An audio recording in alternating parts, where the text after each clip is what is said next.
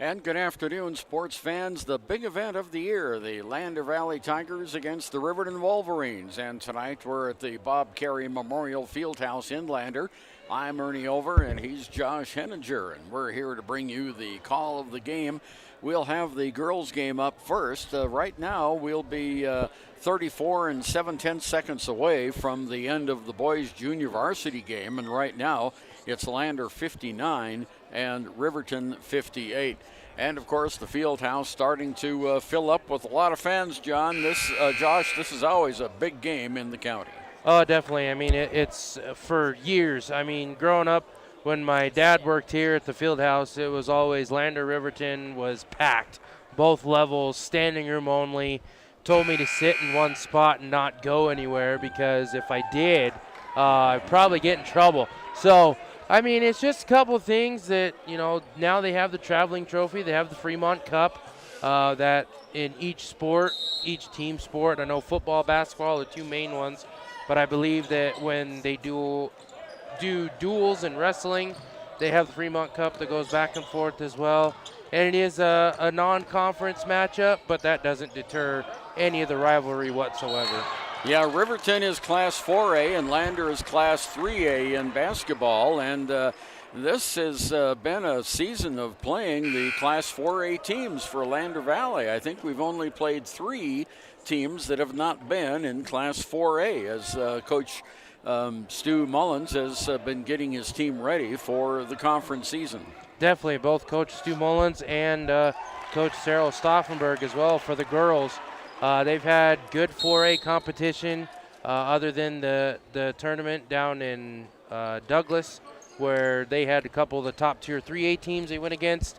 And the rest of the time, I mean, it's been 4A competition. And Coach Stauffenberg said last week up in Powell that he felt like that they were a 4A team with all the 4A competition they've been going against. But now that we're in the meat and potatoes of the schedule and the conference quadrant play, except for this game, of course, but you got to schedule this game. I mean, it's a cross-county rivalry. You get rid of this game, and I'm sure there'd be a lot of people that were upset that this game was not played between these two squads. So it's another, I wouldn't necessarily say it's a break, but I think it's that motivational piece that you need before you get in the strength of schedule leading up to regionals. And, we talked about the strength of the Tigers playing against the 4A schools, and Coach Stu Mullins didn't credit that with the Tigers' win. He credited the Tigers' tenacity with that victory in overtime against Powell last weekend on the road. So the Tigers are off to a very, very good start in conference 1-0. And this Friday and Saturday, they'll play Warland and Lovell here in Lander. So they've got the next 2 conference games right here at the Bob Carey Memorial Fieldhouse. Well, it's Lander 61 and Riverton 58 in the junior varsity game with 13 seconds to go, and Riverton just committed a foul. So Lander will be back at the free throw line. But that was just an exciting game in Powell last weekend. Yeah, I mean, for the boys, there were some questionable calls. There's an issue with the scorebook that Coach Mullins talked about. And oddly enough, the girls and the boys both got a technical because of scorebook issues. First time that's happened for either team all season. But the boys played well. They're able to stick it out. Got some clutch free throws down the stretch from Tissot Gwynna as well as Brendan Stauffenberg. There was a little bit of discussion I had. Oddly enough, I met Tissot's dad out on a fire call last night in the afternoon, and he said that he was going to talk to Tissot about putting in that killer instinct and taking that shot instead of passing. He's like, I don't know what happened. I don't know what came over me. It told me to pass. My body told me to pass it. And I was like, no, you need to shoot that shot. And he's like, yeah, I'm going to have that discussion with it. But with the girls, I mean, from start to finish, they led that entire contest against the Powell Panthers. And they did a really good job, and they ended up winning by double digits, close to 20 points that I remember. And, I mean, their outside shooting was on point. I'd be surprised if they shot if it was anything less than 60% from the arc. Yeah, it was a 22-point win, 47-25, and we're liable to see more of that today. Riverton, the Lady Wolverines, are coming into this game with 3 wins on the season. They are 3-10, and the Lander Valley Lady Tigers are 6-3. And in that last game up at Powell, it was quite the interesting contest as Taylene Tendor broke out of a little bit of a slump and ended up as the game-high scorer with 14 points. Demi Stauffenberg had 9. Ryan Bell had 7. And then, we don't look at her an awful lot, but Megan Winfield, boy, she hit 13 points, most of those from the outside. Yeah, Megan Winfield was lights out from the outside, and the couple 3-point attempts that Demi Stauffenberg took, she made those as well. Overall, it was just a great offensive game for the Lady Tigers as well as defensively. Both Ryan Bell and Taylene Tendor were able to have active hands on defense. They kept it clean for the most part. There was not a whole lot of fouls by either squad in that game, but the Tigers were able to produce a lot of turnovers and force a lot of extra possessions. They did well on the offensive boards as well, and they did just from start to finish, offense, defense, on the boards. Overall, they did a really great contest and putting up more points than that defense was allowing for the start of the year. And you're listening to the Bailey Enterprises pregame show here on KFCW 93.1, the KFCW Facebook page, and of course, YO Today YouTube.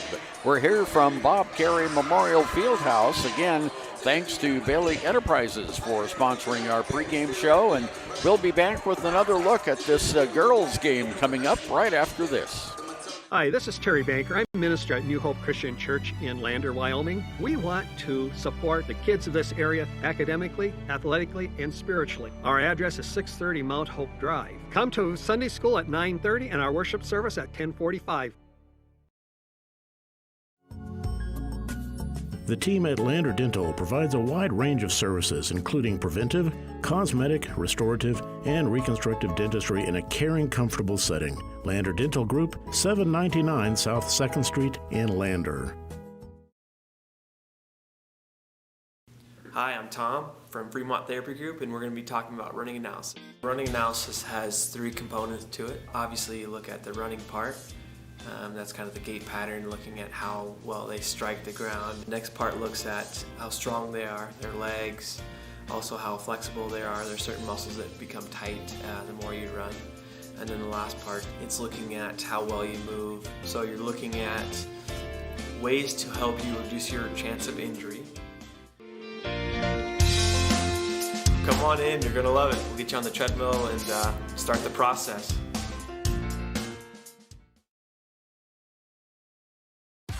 Want access to local news, sports, events, and more? Download the WYO Today app. Now available on all platforms. Stream your favorite radio station, submit something to buy, sell, or trade for deals on the dial, or view contests and special coupons. Better yet, the WYO Today app is the best way to access free HD video of Fremont and Hot Springs County athletics. It's all at your fingertips. Head to your app store or visit wyotoday.com to download the WYO Today app now. There are 2 ways to buy 4x4 gear, the expensive way and the smart way. The expensive way is when you buy a new truck or SUV and the dealer sells you the brush guard, the heavy-duty bumpers, the steps, lights, winch, you name it. He rolls it all in with your loan into your monthly payment. But here's the smart way. Shop at Wyoming 4x4, where you get expert advice from Dan, quality gear, professional installation, all for a whole lot less than you'd spend at a car dealer. Wyoming 4x4 on North Federal in Riverton. The smart way to roll.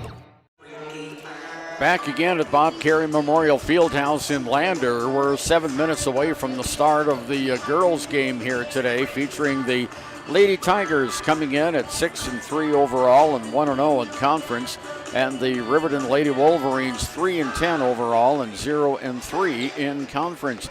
And Josh, I don't know why I didn't notice this earlier in the year, but the Lander Valley Tigers, the warm-up for the Lady Tigers, if you ever remember the Harlem Globetrotters, their their warm-ups look a lot like the Harlem Globetrotters with the white and the green stripes. Right, rocking the old school throwback with the almost circus-style pinstripes on the pants. Actually looking pretty good. I also hadn't noticed that. I thought, or at least in PAL, they weren't wearing those. I think those warm-ups in PAL were either just straight white or straight black, but I'm digging the throwback.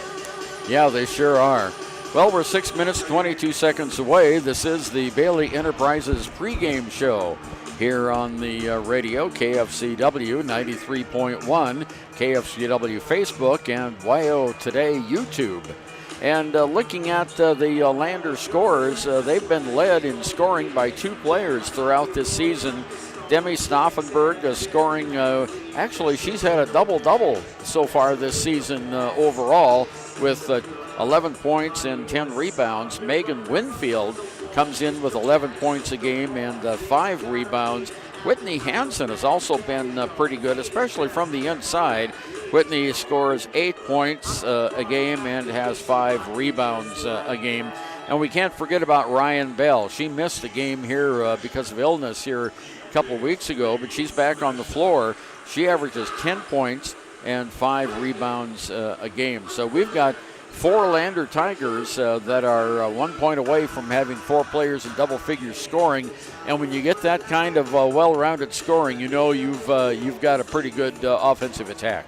Definitely, and with that double-double status for Demi Stauffenberg, I know she didn't get nearly as many boards in that matchup against PAL as she has so far in the past, but I think she's right on the cusp. She's 9.5 plus, 9.7, somewhere in there. And with Ryan Bell, I mean, she's one of the best defenders in 3A as far as steals goes. Unfortunately, her turnover rate per game is about the same as it is steals, both of them about 4.5. But she did do a lot better job with her clean passes against PAL, taking that extra second to think and find the open lane to put it where it needs to go. And overall, I mean, we talked about the outside shooting that the Lady Tigers had against PAL last week. Overall, this team is one of the best three-point shooting teams in 3A with 4 players in top 10 in 3A with their three-point percentage.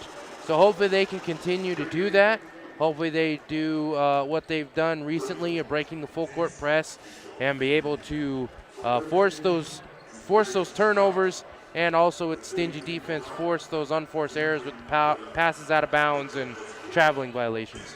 And we'll be back with more. We're about 4 minutes away from the start of this evening's basketball game from Bob Carey Memorial Fieldhouse in Lander. The Lander Valley Tigers and the Riverton Lady Wolverines coming up on the Bailey Enterprises pregame show. We'll be right back after this.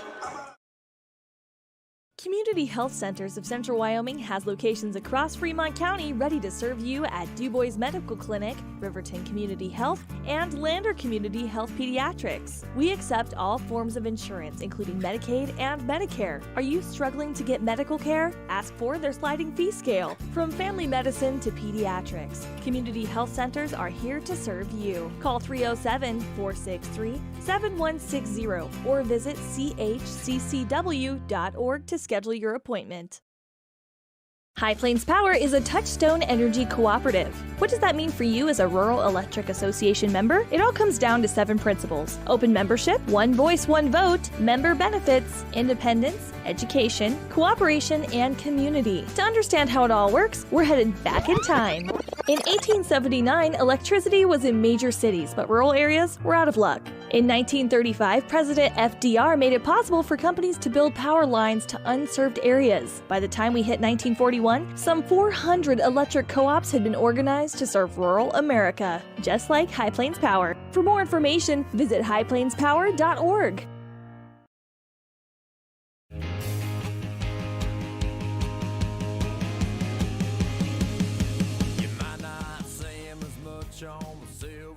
I'm Bo Clark, coach of the University of Wyoming rodeo team, reminding you that putting on a seatbelt doesn't take 8 seconds and it can save your life. Go folks, buckle up! I think the world needs more cowboys.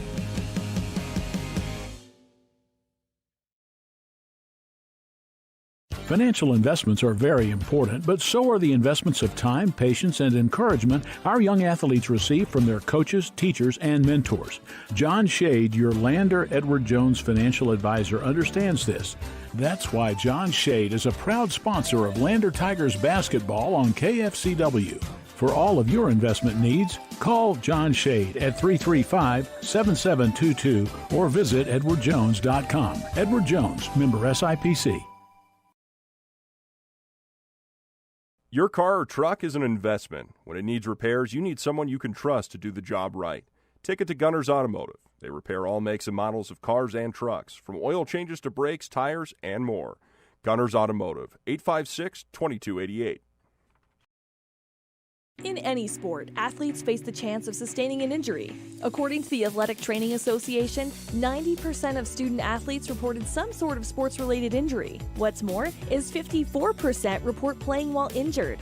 For various reasons, sports-related injuries are increasingly leaving our youth at risk of exposure to opioid-based pain medication. Fremont WhenTheGameSlowsDown.com is here to help navigate monitoring medication, social support, and suggestions on what to do when the game slows down. Brought to you by Fremont County Prevention Program.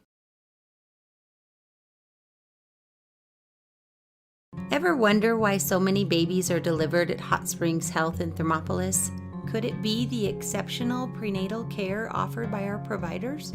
Or our convenient family practice clinics located in Thermopolis, Warland, Basin, Shoshone, and Riverton? Maybe it's our new OB suites with large jetted tub, or maybe it's the place where you know you can find all of this and more.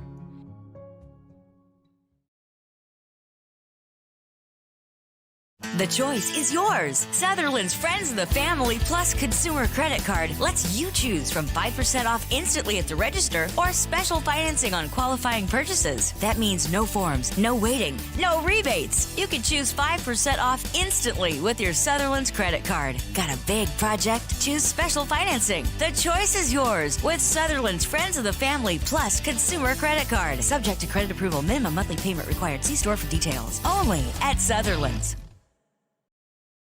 From the wide open spaces to the canyon near you, Wyoming.com is reaching more homes and businesses than ever before. For more than 25 years, we've aimed to provide the best internet and phone service to meet the needs of our customers all across the great state of Wyoming. Now it's getting even better.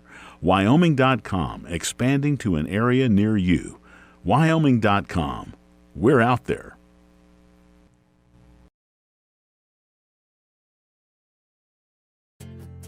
From one corner of the state to the other, over 82% of Wyomingites wear their seatbelts. And to the 18% who don't, we say, let's buckle up for life, Wyoming. Gotchi Rehabilitation and Wellness knows what it means to be on top of your game. For over 60 years, Gotchi has led the field in providing physical therapy, occupational therapy, and wellness in Thermopolis and their facilities in Warland, Basin, Powell, Cody, and Shoshone. Whether you're recovering from an injury, deconditioned, post-stroke, or just looking to take control of your health, you'll find years of dedicated experience paired with personal care at Gotchi Rehabilitation and Wellness. Learn more at gotchi.org. Welcome back to Bob Carey Memorial Fieldhouse. Josh Henninger, Ernie over here with you as we'll go ahead and get going with our Sutherland's starting lineups in this matchup between the Riverton Lady Wolverines and the Lander Lady Tigers. We'll start with the visiting Lady Wolverines. Starting will be sophomore number 1 Paisley Jackson. Starting at the other guard will be junior number 10 McKay Fagler. Senior number 12 Camden Sheets. Junior number 15 Jordan Anderson. And rounding out the starting lineup for the Lady Wolverines, senior number 23 Savannah Martinez. Looks like she will be starting down in the forward position for them. And we will move over to your Lander Lady Tigers. Starting at guard, number 1 sophomore Talene Tendor. Starting down low on the block, senior number 10 Demi Stauffenberg. Another guard, senior number 11 Ryan Bell. The other post position will be number 15, Whitney Hansen, the senior. And the third guard will be number 23, Megan Winfield, the junior. And the Tigers look to have a hot start against Lady Wolverines so far, Ernie, in the contest that they do well. As long as they get off to a hot first quarter, they do well in the game. Well, the Lander Valley Tigers have been doing a great job on the girls' side getting off to that fast start. As opposed to Riverton, they have not had that good of a start in their games this year.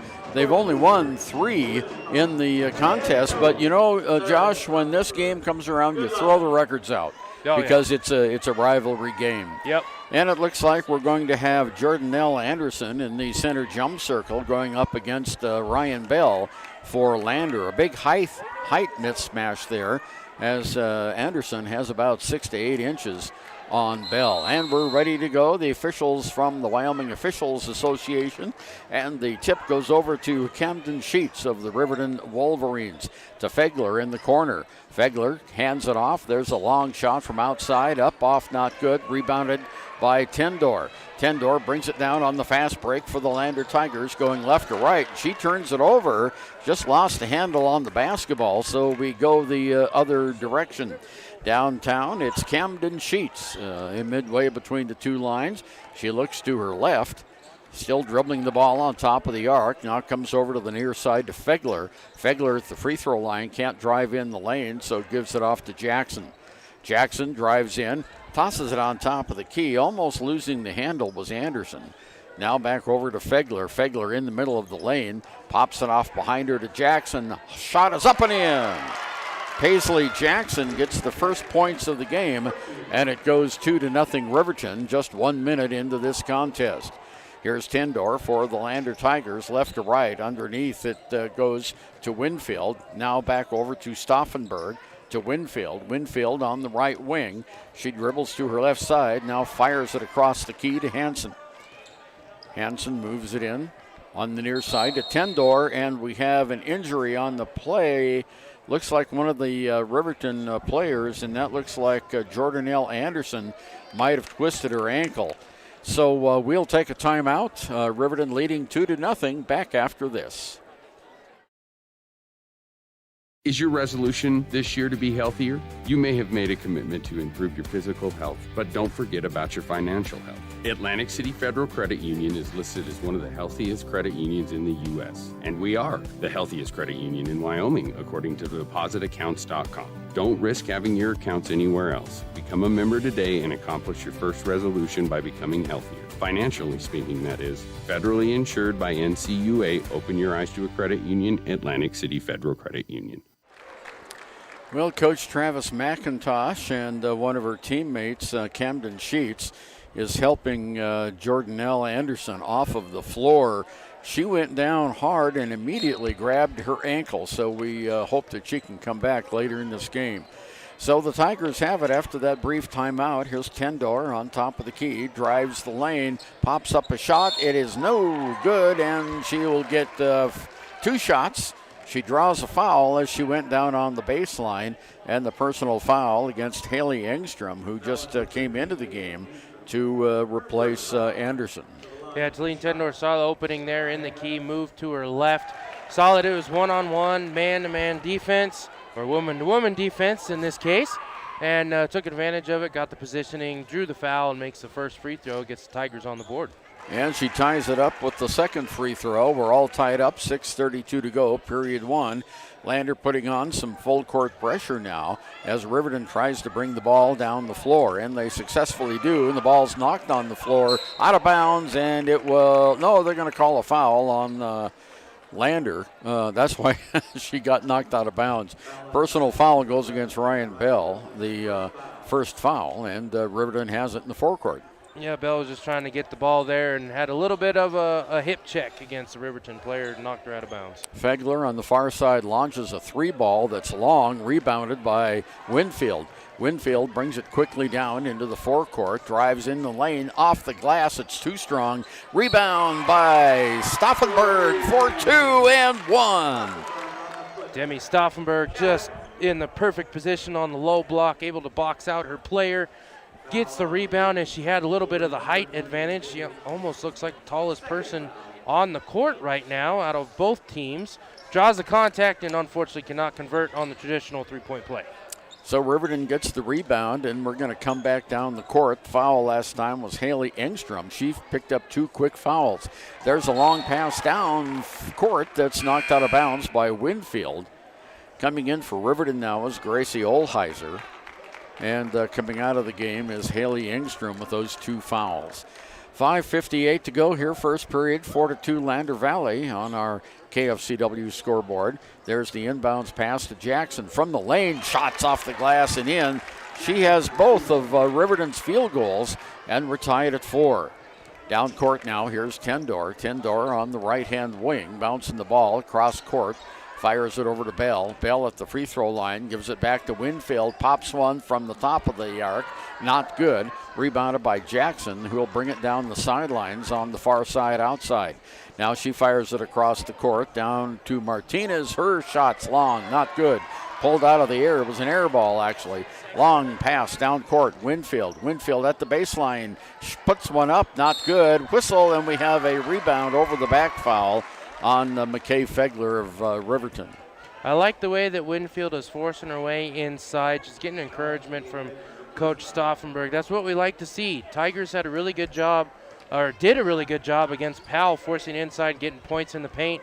Looks like that's what they want to do against these Wolverines as well. Here's Stauffenberg in the lane, back to Tendor. She drives the lane. The ball's knocked out of bounds by Riverton. I think that was Sheets who had the handle on it, knocked it out. So the Tigers have it underneath the Riverton basket. 5:07 to go here, first period on our WyoToday.com scoreboard. Here we go, Ryan Bell to Tendor. Tendor in the lane, and there's a blocking foul that's going to be called on Riverton. And getting position, not getting position that time was Paisley Jackson, her first personal foul. So Tigers have it out of bounds. 4th team foul on Riverton. Lander only has 1 at this point. Here's Hansen off to Tendor. Tendor in the corner on the right wing. She's bouncing the ball, trying to make a move down the baseline. Fires it out on top now to Bell. Bell on the left-hand side kicks it out to Winfield. Winfield back over to Bell, and we're going to start the play again as she motions for the new play to start. Here it is, Tendor. Tendor has it. Back over to Hansen. Hansen looked like she wanted to shoot the 3, but didn't. Drives in the corner to Bell. Bell in the middle of the lane, goes through the lane, off to Winfield for 3. No, not good. Rebound goes back to the Tigers, so they get the offensive boards on that play with 4:18 to go.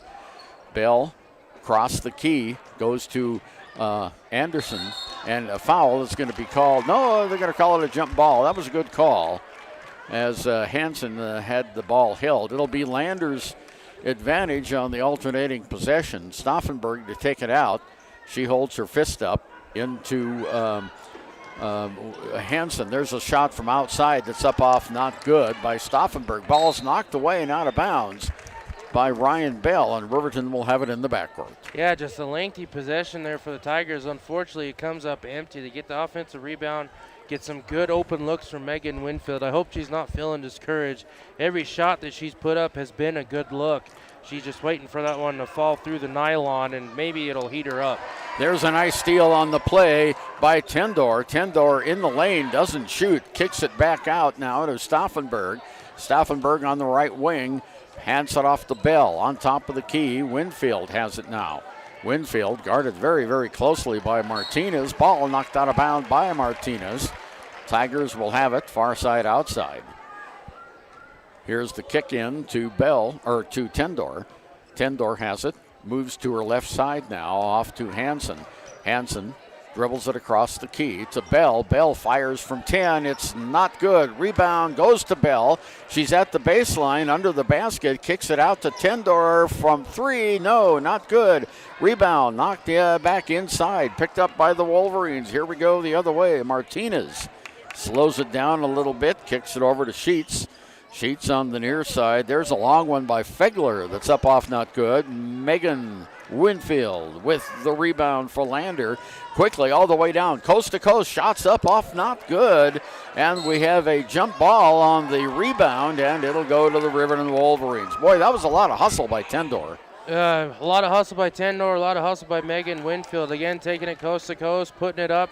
She had a good shot. I mean, her and Stauffenberg both have the height advantage against the people that they're playing against. And unfortunately for Winfield, she's getting good looks, but she just can't get that lid off the basket. Layla Norris comes in for Ryan Bell for Lander. Full court pressure by the Tigers. Sheets has it in the backcourt. Near side now to Fegler. Fegler still in the backcourt. The ball's knocked. There's a long pass down court, and we've got Jackson up and in. And no, they're going to call player control foul on Jackson. Yeah, so that's her first. She took that last little crow hop, and Stauffenberg was in the position, had her feet solid, braced for the impact, and drew the charge. 4-4, tied game, 2:40 to go, first period here on our WyoToday.com KFCW scoreboard. Here's Tendor, brings it all the way down off to Hansen. Hansen at the free throw line as Tendor hits the floor. There's the give over to Winfield. Back to Tendor. Tendor whistle. There's a reach-in foul. It's going to go against the Wolverines' Paisley Jackson.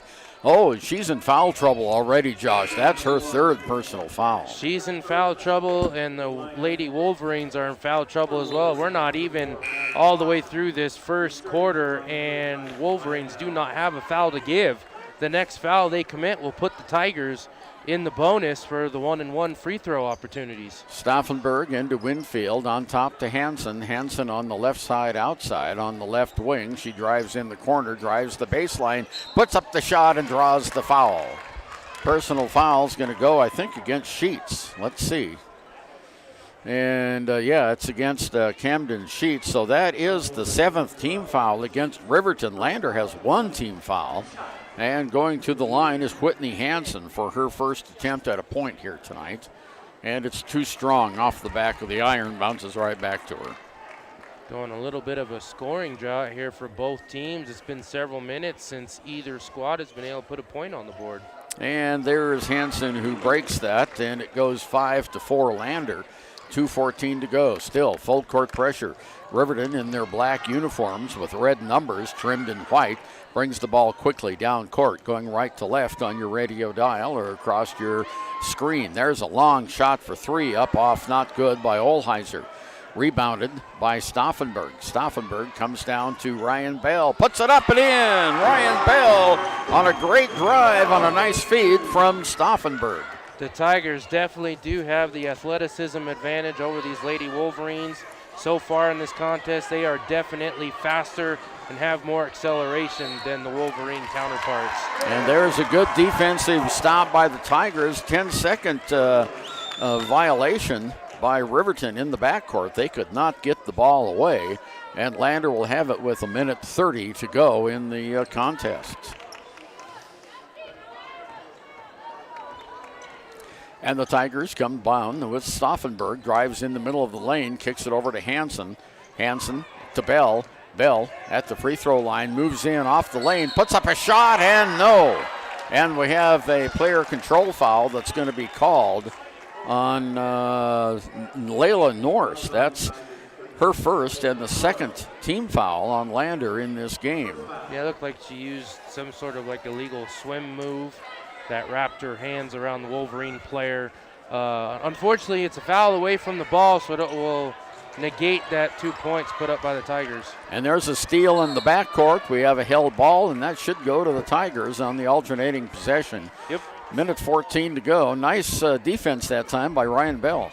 Yeah, both squads so far, they've done pretty stingy defense. Tigers full court pressure starting to get to the Lady Wolverines, and that man-to-man defense that the Wolverines are putting on the Tigers have prevented them from making shots. There's underneath, wide open for 2. Megan Winfield for the Tigers, her first basket, and it goes 9-4 on our KFCW WyoToday.com scoreboard. Down court for the Wolverines. They're still in the backcourt trying to get it down into the forecourt. They finally do. With it is Fegler. Long shot from the corner is too long. It goes off of Riverton and out of bounds, and Lander will have it after that last touch by Maddie Fossey. And that last possession for Lander is just a good setup in the half court. Whitney Hansen saw the backdoor cut by Winfield, just fast speed connection right down into her hands, right where it needed to be, up and in for 2. Hansen in the far corner gives it off to Winfield. She reverses direction at the baseline, puts up a shot. It rolls off. Not good. Rebounded underneath by Hansen. Her putback is good. Whitney Hansen with her 3rd point, and it goes 11-4 on our scoreboard with 14 seconds to go. Bringing it down now is Sheets. Long pass down court is way too long. Intercepted by the Tigers with 7 seconds to go. There's North. She has an open shot at the baseline, and she draws the foul with 2.4 seconds to go.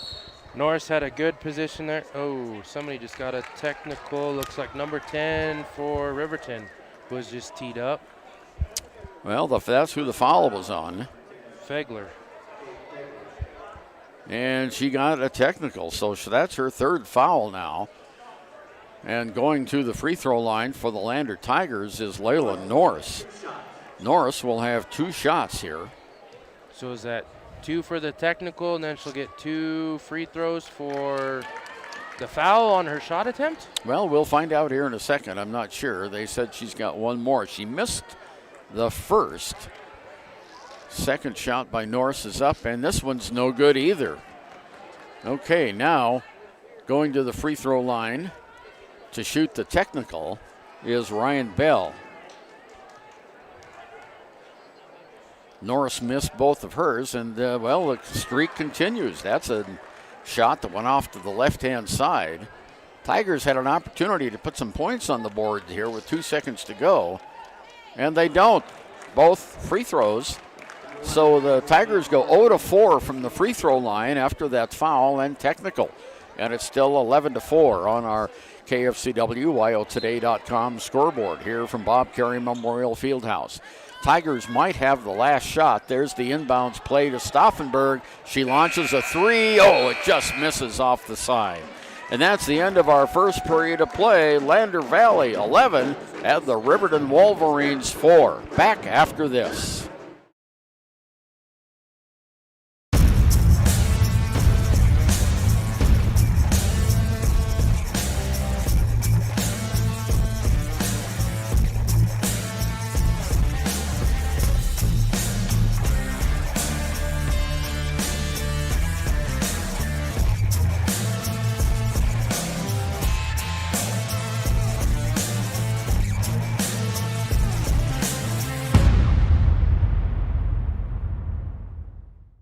Riverton's Hampton Inn & Suites is proud to sponsor our youth athletics in Fremont County.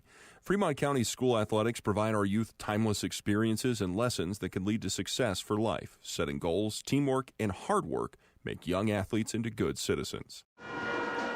Well, Josh, we didn't have any scoring there for about 5 minutes, and then in the last 2.5 minutes, Lander Valley went on a 7-0 run to take an 11-4 lead at the end of the first period. Yeah, they got a couple of first force turnovers. They were able to get points off turnover as well as get some needy fouls on some shot attempts. Unfortunately, on that last sequence of the quarter, they were unable to put any shots in from the free throw, and they had 4 consecutive free throws. But yeah, the last 2:30 of the first quarter, Tigers take a 7-0 scoring run.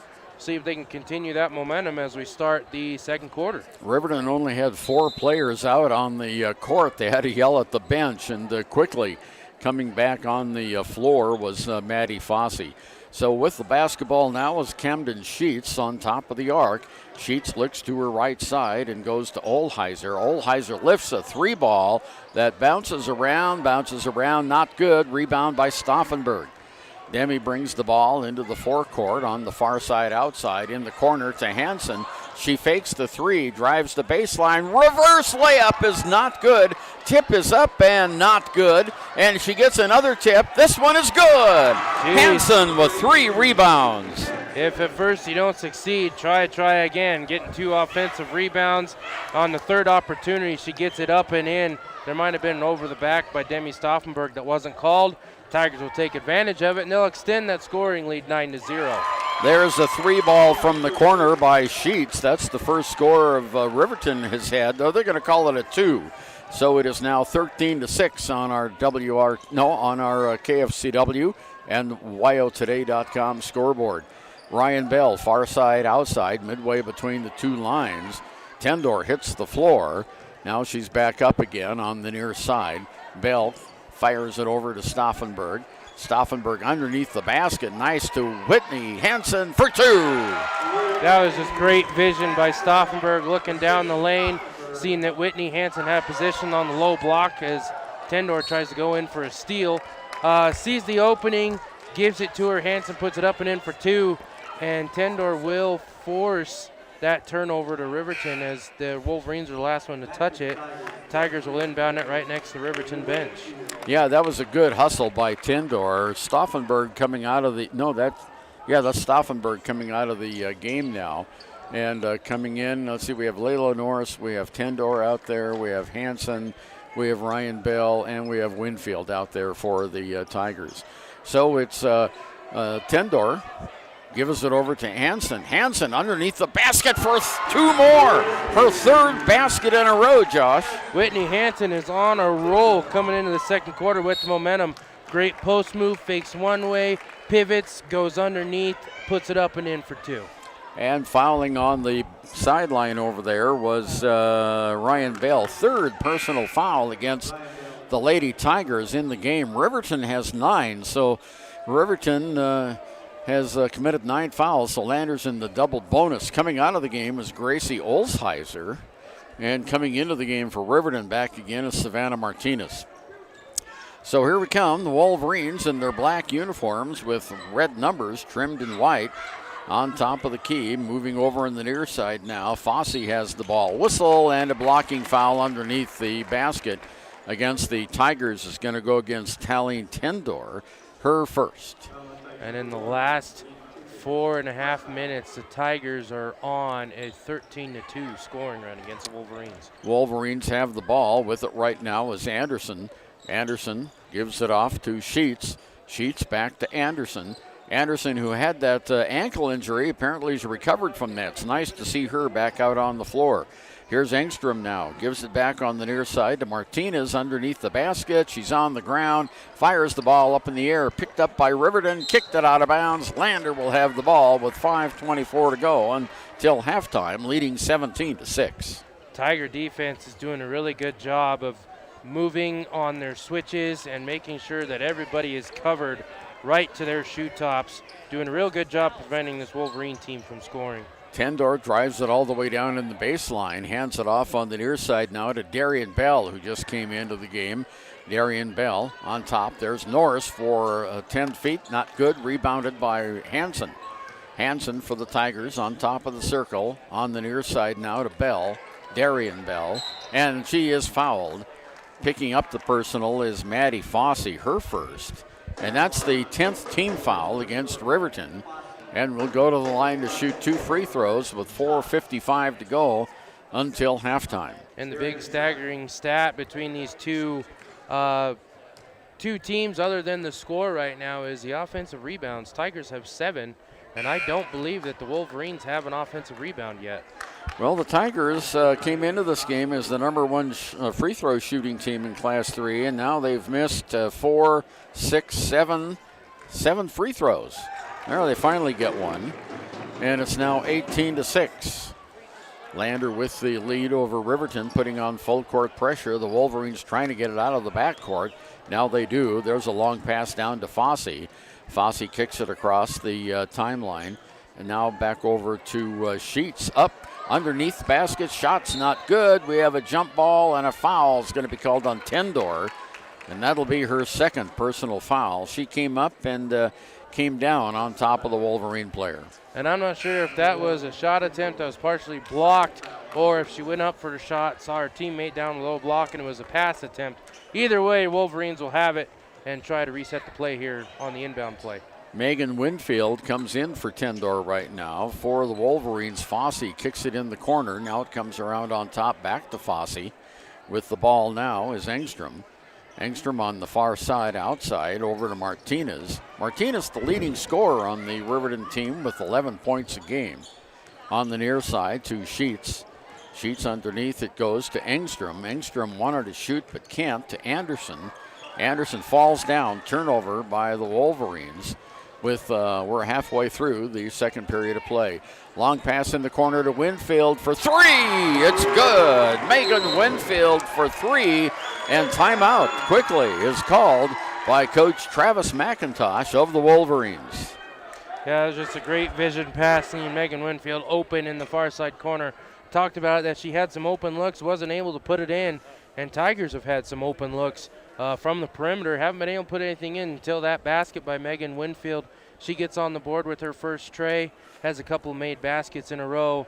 Hopefully that continues for them, as the Tigers have now extended that scoring streak to 17-2, as we are now, it's about 6.5 minutes. Tigers have done that, and the big thing too, the Wolverines have been in foul trouble since the jump. They've got 2 players that have 3 personal fouls. They ended the first quarter with Tigers in the bonus. Tigers are now in the double bonus.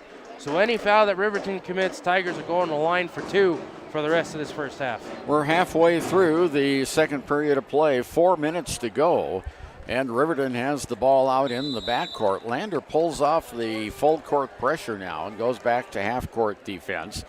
Camden Sheets brings it down on the near side. Lander moving into a zone defense now. No, it's still man for man. And with it, Sheets has it on top. She's trying to find somebody that's open. Now to Anderson, who fires a shot that's short. No, not good. Tip is up and good. And Savannah Martinez, the leading scorer, gets her first basket and breaks that long scoring drought for the Wolverines. Here's Darian Bell for 3. No. Rebound knocked out of bounds by Hansen, and Riverton will have it underneath. 3:24 to go. Yeah, it looked like Hansen jumped a little bit too early and lost track of the ball and either bounced off her head or bounced off her shoulder. Unfortunately, it went right out of bounds. Full court pressure again. Lander gets a steal in the backcourt, and there's a foul on Riverton. Trying to get the ball back. Jordanelle Anderson picks up her first personal foul. And to the line to shoot 2 now is Norris, who's 0 for 2 from the free throw line. She had 2 in the first period on that technical and did not score. This time she has. Found the distance this time. 22-8 now is the score. Bounces the ball twice, eyes the hoop, and connects. She's just now 2 for 4, and it goes 23-8 on our KFCWYOtoday.com scoreboard. Down court is Olheiser, who just came back into the game, gives it off to Martinez. Martinez almost lost the handle on it. 3-on-2 underneath the basket. Shots way up and out, and the ball's taken away by Hansen for the Lander Tigers. 2:57 to go. Long pass down court. Darian Bell at the baseline, near side, can't shoot, gives it off to Hansen. Hansen in the corner to Winfield, who will bring it back out midway between the 2 lines on the far side outside. Here's Winfield, does a 360 move in the corner. It goes to Hansen. Now over to Norris in the corner. Stauffenberg has it now. Back over to Norris. They're playing catch here a little, trying to get an open shot. Over to Darian Bell in the corner. Hansen has an open shot, doesn't take it. To Darian Bell, near side Stauffenberg. She looked like she wanted to shoot, but didn't. She's in the lane, backs her way in, puts up a shot off the glass and in. Demi Stauffenberg for 2. She now has 4 points in the game. Just a great low post move by Stauffenberg. Spun to her left, had the shot fake. The Riverton player leaked to that side, pivoted back around and put it up and in for 2. Fegler can't shoot, so she dishes it out outside. Rebound comes away to Demi Stauffenberg. Outlet pass down to Whitney Hansen. Hansen underneath the basket, puts the shot off the glass and in. Whitney Hansen for 2 more. She now has 11 points in the game, and it goes 27-8. And there is a 10-second almost violation, but Travis McIntosh called timeout just in time, and we'll be back after this.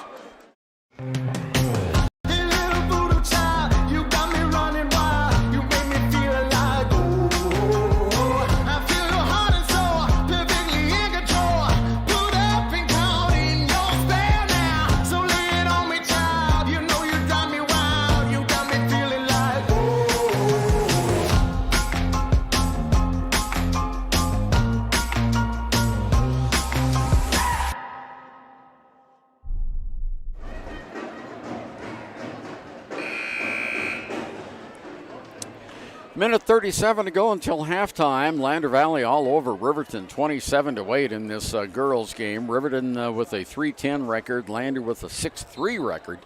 And it's showing here Lander averages 51.5 points a game and Riverton only 37 points a game. Full court pressure again, and it is thrown away by Riverton for their 5th turnover as they tried to break that pass, or that press, and the pass was just too long. Ryan Bell back in the game now for the Lander Tigers. She gets the inbounds pass from Whitney Hansen. Bell on the far side outside in the corner to Winfield. Winfield has the ball knocked out of bounds by Savannah Martinez. Minute 17 to go. Oh, sorry about that, Ernie. Martinez has had active defensive hands, but unfortunately she has not been able to put in a lot of points on the other end of the court. Stauffenberg's shot for 3 is not good, but Ryan Bell gets the rebound for Lander. Off to Winfield, back to Ryan Bell on top. She moves on the left-hand wing now. Over to Darian Bell. Darian on top, around the corner. Hansen has it back to Winfield. Winfield drives in toward the lane, dishes it off to Hansen. Now to Ryan Bell. Ryan in the lane, can't shoot. Off to Winfield in the corner.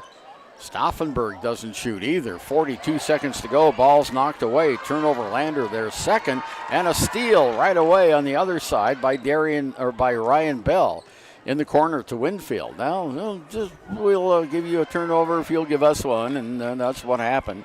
So Darian Bell drives the baseline, almost steps out of bounds, fires it over to Ryan Bell. So Ryan has it, drives in the lane. Stops over to Darian. Darian can't shoot. To Hansen around the horn. It goes to Stauffenberg. 10 seconds to go here. Here's Winfield on top of the keys. 6 seconds to go. Winfield drives the basket, puts up a shot and in at just before the buzzer. And there's the halftime and the score. The Lander Valley Tigers 29 and Riverton 8.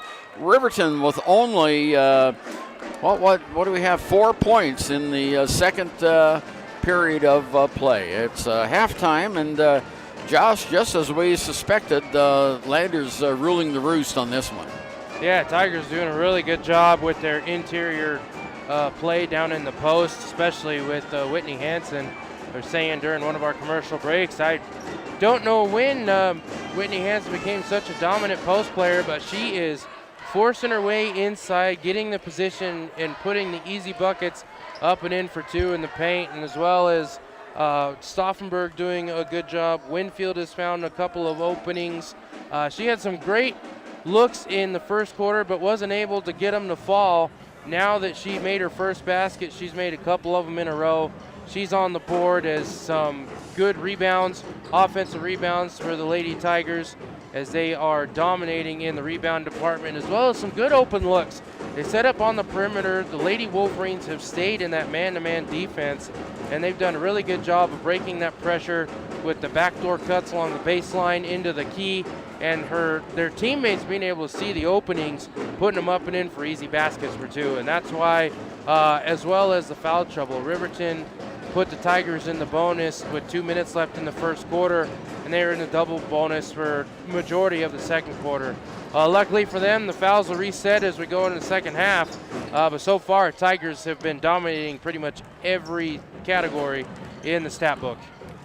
And our halftime score, Lander Valley Lady Tigers 29 and the Riverton Lady Wolverines 8. We'll be back with our halftime roundup right after this. Former University of Wyoming quarterback Josh Allen is worthy of Wyoming. 23 plays into my first start here at the University of Wyoming. I dropped back, kind of went through a progression. I saw the middle of the field kind of open up. I decided to lower my shoulder. His helmet went straight into my collarbone here. We landed on the 20-yard line. At that moment, I knew something was really bad. So Josh's collarbone was pretty bad. He had broken in multiple places, and it required hardware fixation with the plate in order to get it back together. It was devastating news to me and my family, just knowing that, it could have ended 23 plays in. We had no question whether we could perform the surgery here, given our wide range of varying subspecialties within orthopedics. I would recommend Premier Bone and Joint Centers. The thing that made me feel really comfortable with them was they made it feel like your own family. I think he'll have no problem performing in the NFL. His rehab and his recovery done very well, and I don't see any restrictions on him whatsoever. They want the best for you, and they won't steer you wrong. Let us show you why we're worthy of Wyoming. Riverton Vision Center offers comprehensive eye health exams, highly trained staff, and a large selection of fashion eyewear and sunglasses. Dr. Ballard, Dr. Hinkle, and Dr. Frazier offer over 70 years of experience. Call Riverton Vision Center at 856-9451 to schedule an appointment today. When repairs are complete after a collision, you expect your car, SUV, or truck to look like new. That's the service you'll receive at Stork Auto Body in Riverton. Professionalism and meticulous attention to detail. You can depend on Stork Auto Body, 841 Miniweb Avenue, Riverton. Why should you choose Lander Medical Clinic or Western Family Care for your health care? In addition to 4 locations in Fremont County, they also provide telehealth. Telehealth can be your go-to answer when you're out of town, on the road, or just can't get to urgent care. All you need is a good internet connection. To schedule a telehealth appointment, call 332-3941 today. That's 332-3941. Lander Medical Clinic and Western Family Care. With telehealth, they're putting your health first every time. During winter storms, it doesn't take long for roads to turn slick. Snowfall is often accompanied by high winds, and blowing and drifting snow can make it difficult to see the road. Speed limits are based on dry pavement conditions and good visibility. Be ready to reduce speed and increase following distance. Crashes are twice as likely to happen when it's slick out, and it's usually because someone is driving too fast for conditions. Remember, when there's ice and snow, take it slow. This message is brought to you by WYDOT. Back again, 5.5 minutes until we start the second half of play, and Eagle Eye Josh Henninger noted that the Lander Valley High School Nordic ski team just finished their practice and came in, and I said, how did you guess it was a ski team? And I don't know, I think probably carrying the skis tipped it off. Yeah, there's not many carry-on bags that look like that would carry much more than anything else than maybe some long skis and poles. Paisley Jackson scored the first 2 points of the game for Riverton, and they went out to a 4-0 lead, and then that was it. Camden Sheets added 2 points in the second period. Savannah Martinez 2 in the second period. Only 4 points in that second period of play for Riverton. For the Tigers, they poured in 18 in that second stanza after scoring 11 in the first. Leading scorer here at halftime, Whitney Hansen. And Josh, we were talking off microphone that, boy, Whitney came alive in that low post. She did a really good job getting position on the low block, as well as making some sweet moves. Demi Stauffenberg had a couple of them there, especially towards the end of the first half. Faked one way, brought it down underneath, swam to the other way, did a good pivot move to her right and put it up and in. One of those where if you fake it one way and find the opening and you're able to turn it around and put it up and in.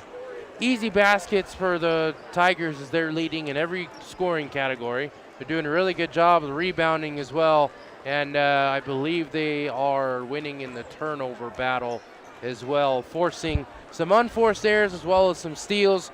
Overall, they've just played a really good, clean game in all facets of the kind.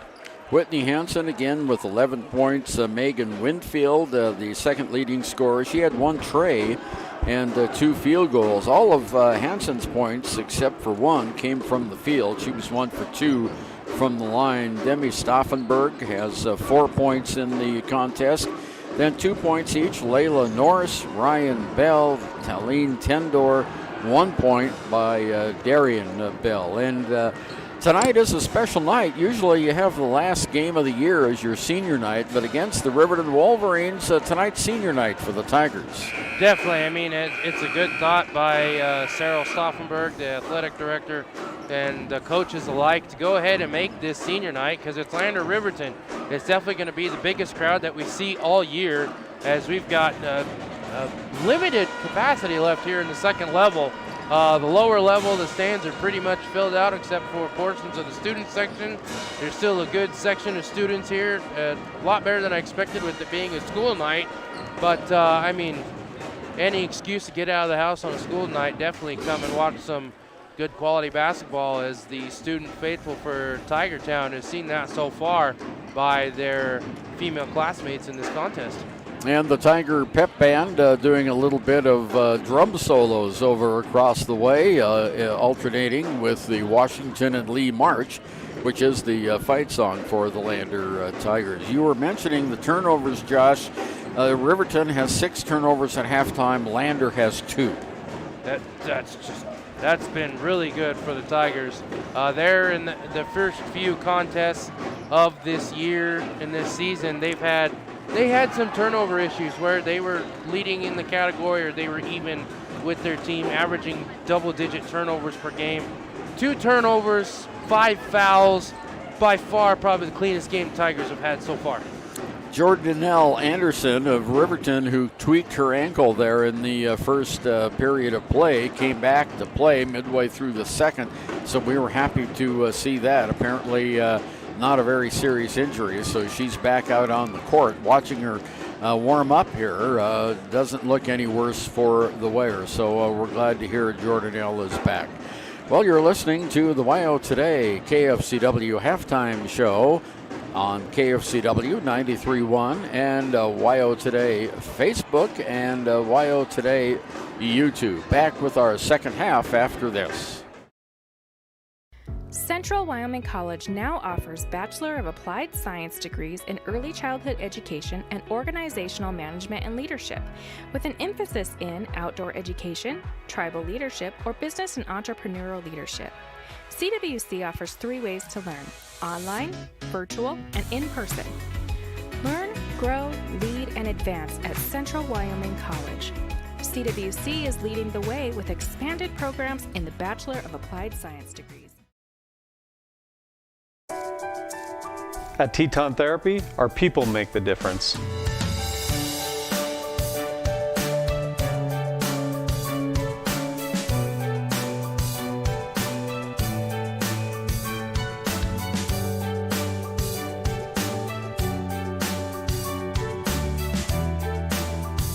You can live pain-free. The amazing staff at Teton Therapy can help in Lander and Riverton. Back again at Bob Carey Memorial Fieldhouse in Lander. Just looking at the first half runs, Lander had 3 really nice runs in the game. The first one was when they were trailing 4-2, and they put 7 points together to lead 11-4.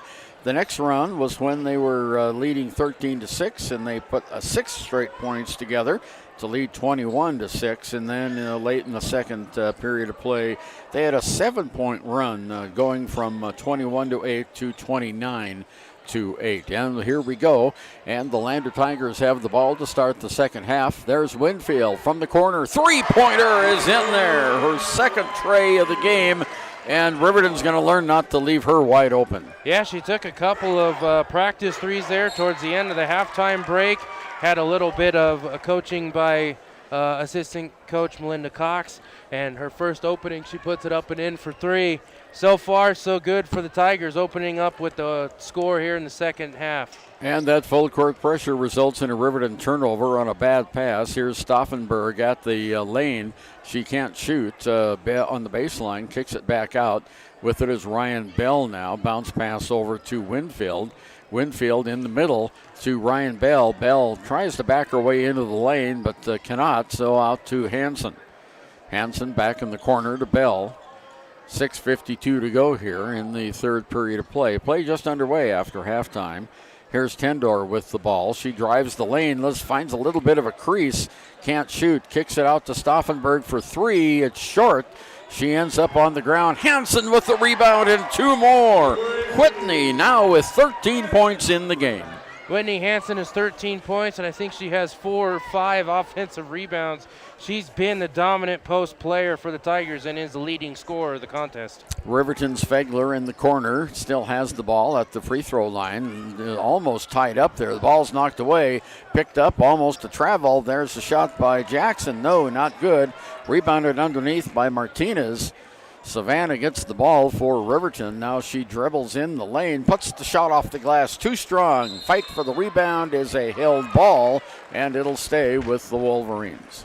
6:01 to go here in the third period. Lander everything 34-8 on our WRTA. I keep saying that because we've had them as a sponsor for like 8 years on the KFCW and WyoToday.com Facebook. There's a long three from outside, not good. Stauffenberg with the rebound, and it goes to the Tigers. They quickly come down the floor. There's Hansen. Hansen again in the lane, drives and is fouled as she goes to the basket. She saw just a little bit of an opening there going into the lane.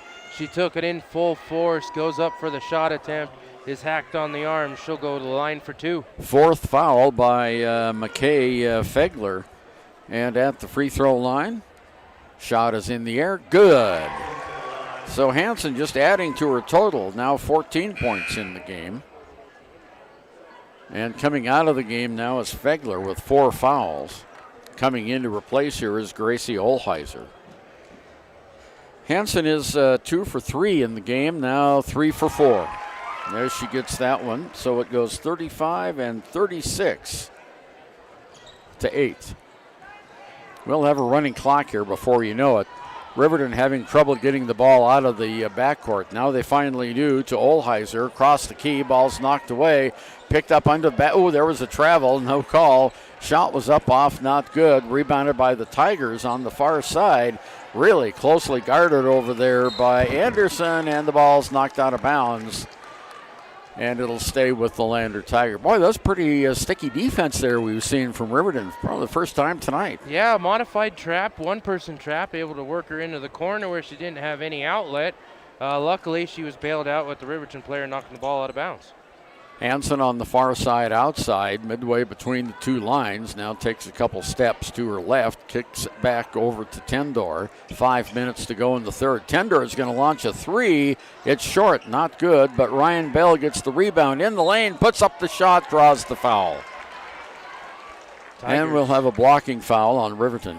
Tigers still doing a really good job getting inside, getting the position, and forcing their way in there to get the good position, the low block, to get those offensive rebounds, the second and third chance opportunities. They're definitely leading the offensive rebound category as well as the second chance opportunity points.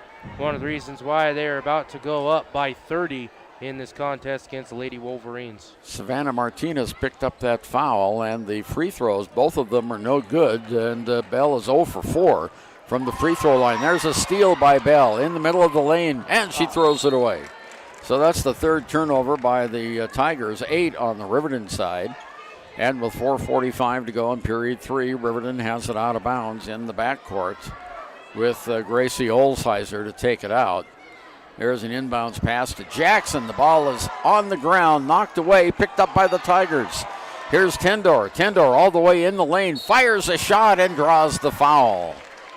And it'll be a 2-shot foul, as that was really an opportunistic drive that time by Talene Tendor. Yeah, definitely a good read and reaction by Megan Winfield as she was here at half court, saw the pass coming down the player she was responsible for, puts her hand out, is able to deflect it just enough and get the ball out into the area where Tendor could pick it up, drive it down, saw an opening, put it up, draws the foul. As Riverton now has 3 team fouls, Tigers have yet to commit a foul here in the second half. Tigers have missed 11 free throws up until that point, and it goes 37-8 on our YO Today and KFCW scoreboard. Here, Riverton breaks the press. Down court, Anderson has it. Gives it off to Olheiser on top of the key. She looks to the right-hand side, goes to Engstrom. Engstrom just came into the game on that last timeout. Now over to Olheiser. Olheiser looking to the right wing, but goes to the left side. With it is Sheets. Back to Olheiser. In the corner, Olheiser fires up a three. No, tip is up and one for Riverton. As going for the basket was Riley Johnson, her first points of the game. And personal foul goes against Lander. And that will be Megan Winfield's first personal foul. And so at the free throw line is Riley Johnson as it goes 37-10. I think it's Olheiser at the line. She got the basket for that one. Oh, Olheiser got the basket. I beg your pardon. Shots up, not good. The old-fashioned three-point play doesn't work, and it stays 37-10. There's a long one by Tendor for three. Misses. Throws underneath the basket. Hit the rim. Hit the nylon. I thought it might have gone in there for a second. From this angle, looked like it was good. Yeah, it was short. Here's Sheets with a shot from 10 feet. No, not good. Out of bounds. Tigers will have it. 3:33. Trio Wild there on the scoreboard, third period. Lander has it leading 37-10. Tendor brings it down on the right-hand wing for Lander. Tendor looking for someone to throw the ball to. Now she backs her way into the lane. Gets back out on top, kicks it to Norris, to Ryan Bell. Ryan Bell's got a lane whistle, and we have a foul underneath the basket. This is going to go against the Tigers, and it's going to be against Tendor. That'll be her third. Well, that was away from the ball. Yeah, unfortunate for the Tigers. That was a good hesitation move and crossover by Bell. She had the wide open drive in the lane. Unfortunately, it was negated because of the foul away from the ball. It's a couple of times it's happened for the Tigers where points have been taken off the board from that same situation. Winfield knocks the ball out of bounds for the Tigers. Now with it is Olheiser. And the ball's knocked out again by Tendor. This time, Olheiser to take it out of bounds. Inbounds it goes to Johnson. Riley Johnson. Near side, right side, Sheets. Back down, around the corner it goes to Johnson. On top to Olheiser. Olheiser has it now, passes it back over to Haley Engstrom. And almost lost control of the ball on the far side there was Sheets. Long shot for three. Wow, that was a long one. And it goes 37-13. First time the Lady Wolverines have been able to dial up from long distance. And there's a nice drive by Bell. Her shot is not good. Rebound goes to the Wolverines. Sheets. Full court pressure in the backfield. Whistle and a timeout called by Travis McIntosh before the turnover. 2:10 to go, third period, 37-13. Back after this. Hi, this is Terry Banker. I'm minister at New Hope Christian Church in Lander, Wyoming. We want to support the kids of this area academically, athletically, and spiritually. Our address is 630 Mount Hope Drive. Come to Sunday school at 9:30 and our worship service at 10:45. 2 minutes, 10 seconds to go here in period number 3. Lander leading 37-13. And Whitney Hansen, boy, has she been great today. She has 15 points through this period of the third period to lead the Lander Tigers. She's the only player in double figures. Megan Winfield is closest with 7. On the Riverton side, Camden Sheets with 5 points as their leading scorer. And then Paisley Jackson has 4, and with 2 is Gracie Olsheiser. So not a lot of scoring on the Riverton side. Lander leading 37-13. Coming up next here on KFCW, on KFCW Facebook, and on WYO Today YouTube will be the boys' game between the Riverton Wolverines and Lander Tigers, and that looks to be a much closer, tighter game. Okay, Riverton has the ball, and now there's a long toss in the corner. It goes to Anderson, knocked out of bounds, and a personal foul on the reach-in. Personal foul on Tendor, and that's her fourth personal foul. She's the first player on Lander to have 4 fouls. McKay Fegler has 4 for Riverton. Ball comes in to Martinez on top of the arc. Martinez moves to the right-hand side, hands it off to Johnson. Underneath, the ball's taken away. 10th turnover by the Wolverines. Norris brings it down for the Tigers to Bell. Bell bounce pass out of bounds, and it'll go to Riverton. Well, you've heard me say this before, Josh. I really don't like those bounce passes when you're down underneath the basket. They very rarely work out. Yeah, there's a time and place for them, but when you have so much congestion like that, really the only time it works is if you have a wide open lane if you're on the perimeter and you're trying to get it inside. When you have all the bodies down inside 10 feet, usually there's too much congestion for it to work. And the ball is turned over by Riverton on the far side. They lost control of it. Lander picks it up. Ryan Bell brings it into the forecourt, now to the left wing. On top, Norse. Right side, outside, it goes in the corner to Darian Bell. On top to Norse. Near side, Stauffenberg. Round to Hansen in the corner, Ryan Bell. She tries to drive the lane, bounce pass underneath, all the way open was Darian Bell, but she missed the shot, but she got her own rebound. So Norse comes back. Here's Hansen, wide open lane to the basket, and 2 more for Whitney Hansen. Whitney Hansen, the great hesitation on the shot fake on the near side wing. Saw the opening, there's nobody covering the lane. She puts it up and in for an easy 2. 17 points in the game now by Whitney Hansen. I see a player of the game coming up here. Oh, definitely. On the Tiger side. There's another turnover by Riverton, their 12th of the game. And then Lander returns to favor, their 5th turnover. Underneath the travel. Oh, they're going to call a foul instead. That's probably why she had the little hop there. Norris is going to pick up the personal, her 2nd. 2 shots. And no, it's Savannah Martinez that was fouled. 23, not 13. Okay, here we go. Savannah Martinez wearing a mask at the free throw line, hits the front of the rim, no good.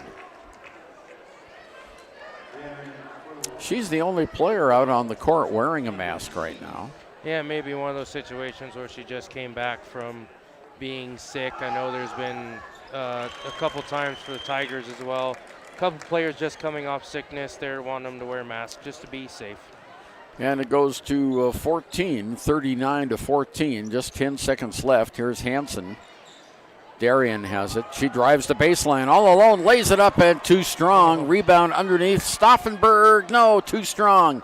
Rebound goes to Riverton, and that's going to be the end of the 3rd period of play. And the score, Lander Valley Lady Tigers 39 and the Riverton Lady Wolverines 14.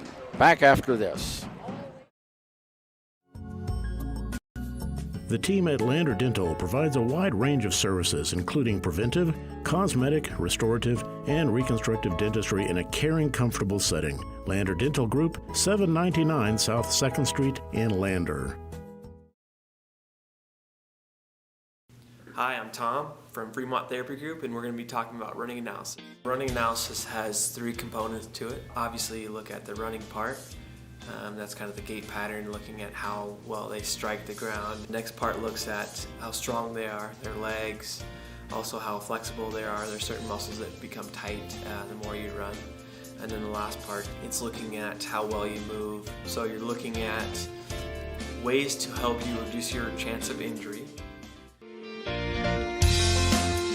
Come on in, you're gonna love it. We'll get you on the treadmill and start the process. Okay, 8 minutes to go in this one. It's been all Lander Valley since the very early stages. The Lady Tigers 39, the Lady Wolverines 14. And Lander will have the ball as we start that final 8 minutes of play. Hansen kicks it in to Ryan Bell. Norris is out there along with Whitney Hansen and Winfield. Tigers move it around. There's Darian Bell in the lane, kicks it over to Ryan Bell to Winfield. Doesn't take the 3, drives the middle of the lane, pop, off the glass and good. And Winfield now has an even dozen points in the game, and it goes 41 to 14. 7.5 minutes to go. Long pass down court. Riverton has one player open, and she almost lost it on the end line. McKay Fegler gets it right back. Fegler with the ball on the near side, outside, right wing. There's a bounce pass in underneath. Whistle, drawing the foul that time is Haley Engstrom. And the personal foul goes against Darian Bell, her 1st. And that's the team's 5th. As opposed to the first half, Josh, Lander has more team fouls this half than Riverton. Yeah, Riverton does a good job of cleaning it up. Right now it's 13 team fouls for Riverton in this game, and Lander now has 10. I guess they had a couple fouls that was more than 10, so it may be a little bit wider than that. But yeah, so far Tigers are playing a little bit more pressure defensively, and unfortunately hasn't been quite as clean. There's the rebound, goes to Riverton on one of two shots, and a personal foul on a slap. Going to go against the Wolverines, and drawing that personal foul is going to be Savannah Martinez, her second. Not a shooting foul, so Lander has it in the backcourt. 1 minute gone here in the fourth period, 41-15. Here's Bell to Norse. Norse on top of the circle, kicks it behind her to Hansen. Back over to Bell in the corner. On the near side to this corner, there's a shot by Winfield for three. That's not good, but the rebound grabbed by Norse. Lander has it. Whitney Hansen in the lane, pops it over to Winfield for another try. 3 points for Megan Winfield. She now has 15 points in the game, and it goes 44-15. Megan Winfield finding her favorite spot, near side wing, puts it up and in for three, puts up another shot. There's 5 points in a row for Winfield. She pops the one from the free throw line, puts it up and in. Tigers are ahead, 31. Tigers take a timeout. Want access to local news, sports, events, and more? Download the WYO Today app. Now available on all platforms. Stream your favorite radio station, submit something to buy, sell, or trade for deals on the dial, or view contests and special coupons. Better yet, the WYO Today app is the best way to access free HD video of Fremont and Hot Springs County athletics. It's all at your fingertips.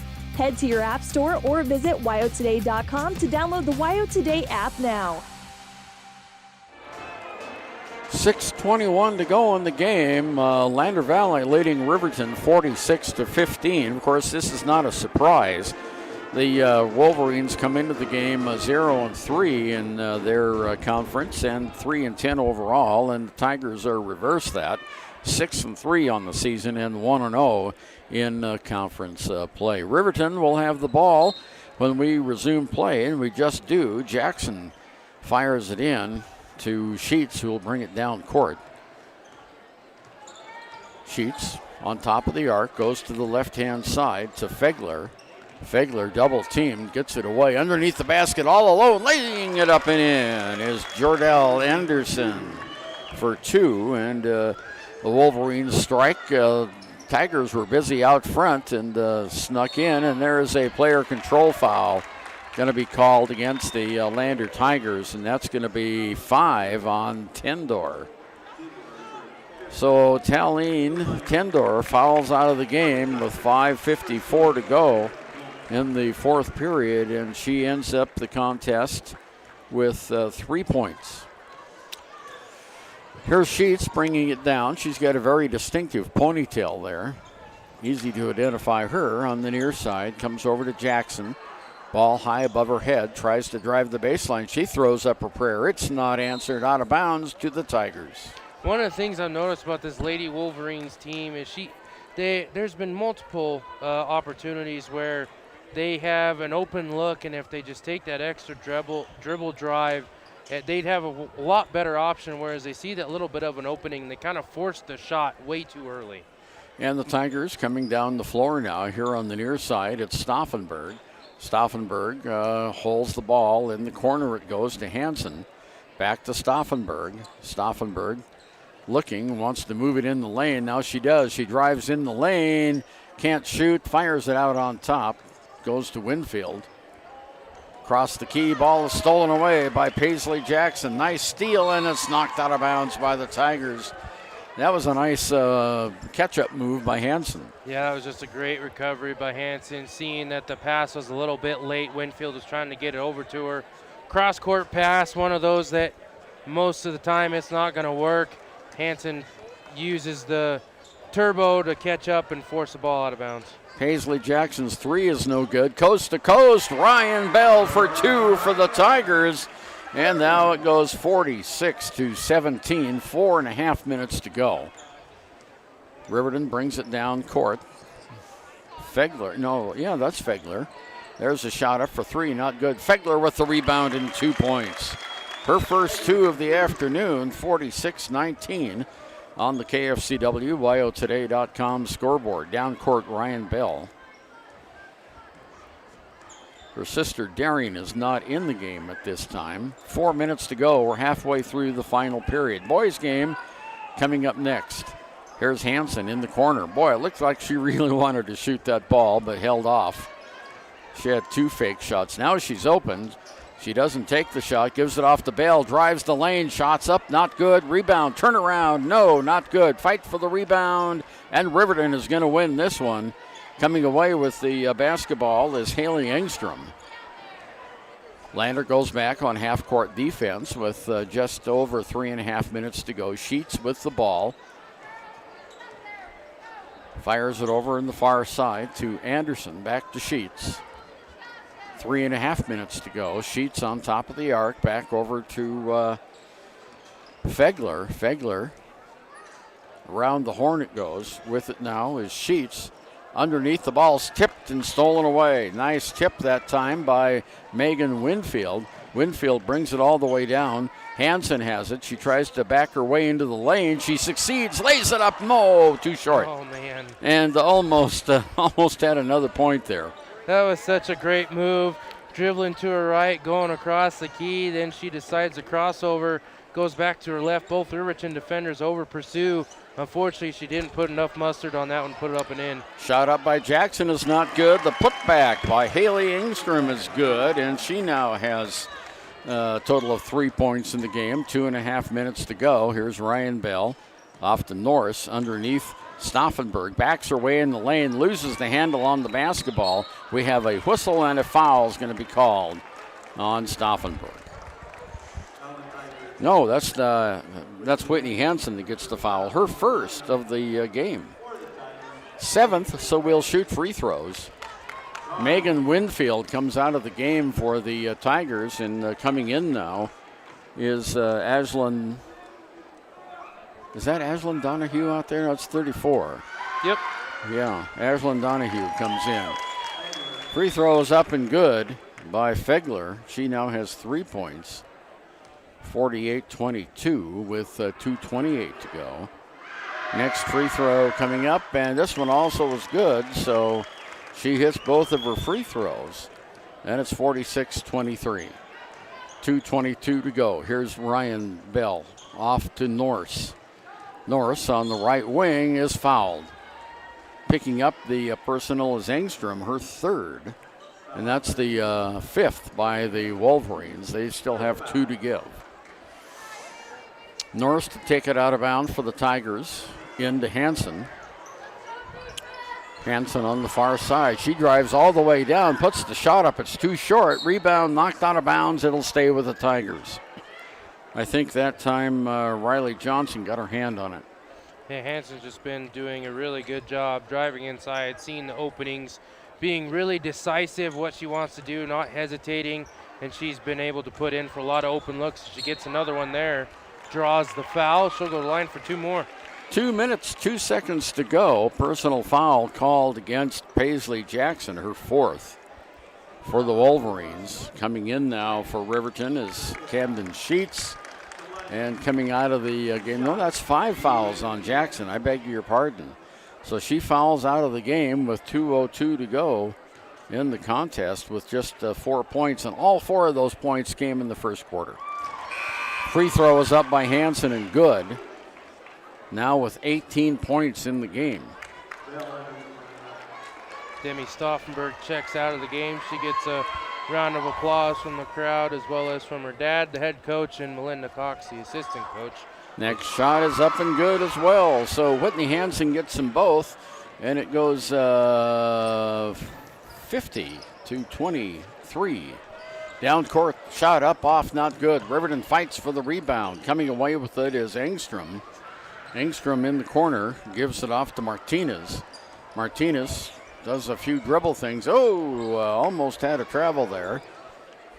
Far side outside, and there the ball thrown away, but it's picked up in the corner. Double team and a held ball. And it'll stay with Riverton on the alternating possession. Coming into the game for the first time is Maddie Brown. Maddie Brown comes in, replacing Olheiser.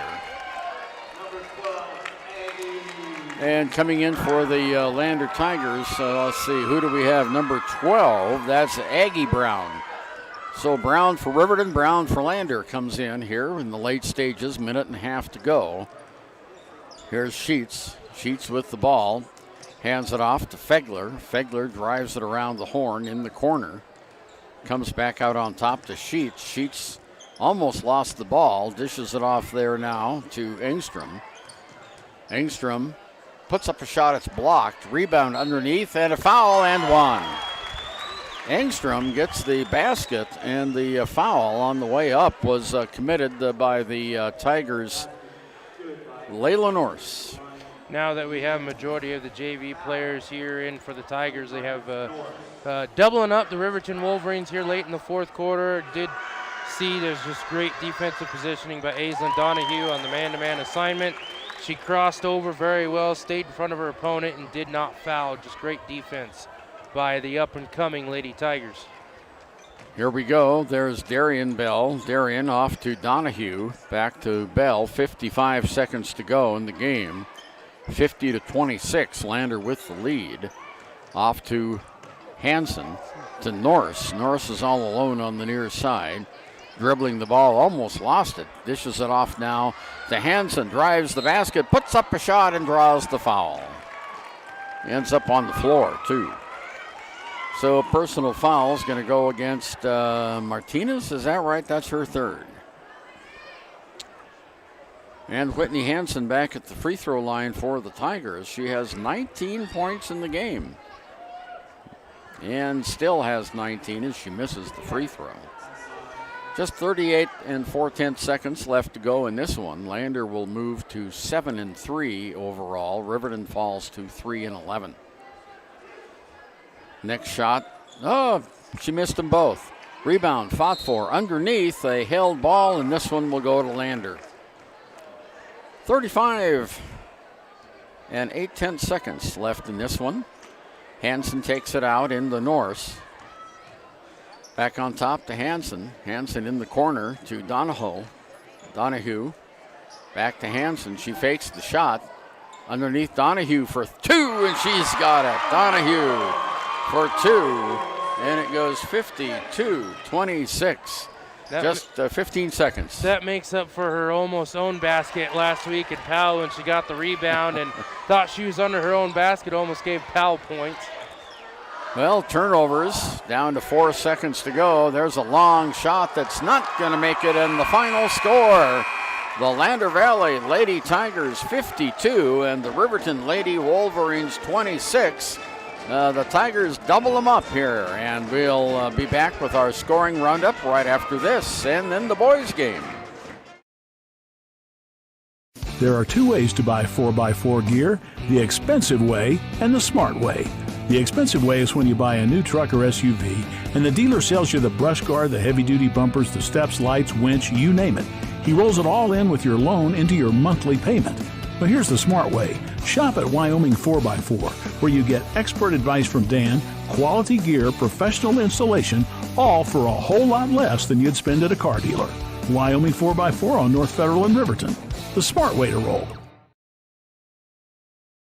Community Health Centers of Central Wyoming has locations across Fremont County ready to serve you at Du Bois Medical Clinic, Riverton Community Health, and Lander Community Health Pediatrics. We accept all forms of insurance, including Medicaid and Medicare. Are you struggling to get medical care? Ask for their sliding fee scale. From family medicine to pediatrics, Community Health Centers are here to serve you. Call 307-463-7160 or visit chccw.org to schedule your appointment.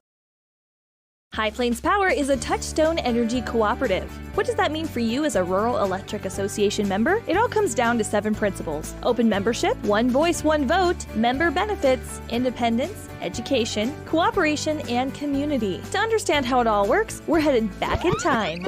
In 1879, electricity was in major cities, but rural areas were out of luck. In 1935, President FDR made it possible for companies to build power lines to unserved areas. By the time we hit 1941, some 400 electric co-ops had been organized to serve rural America, just like High Plains Power. For more information, visit highplainspower.org.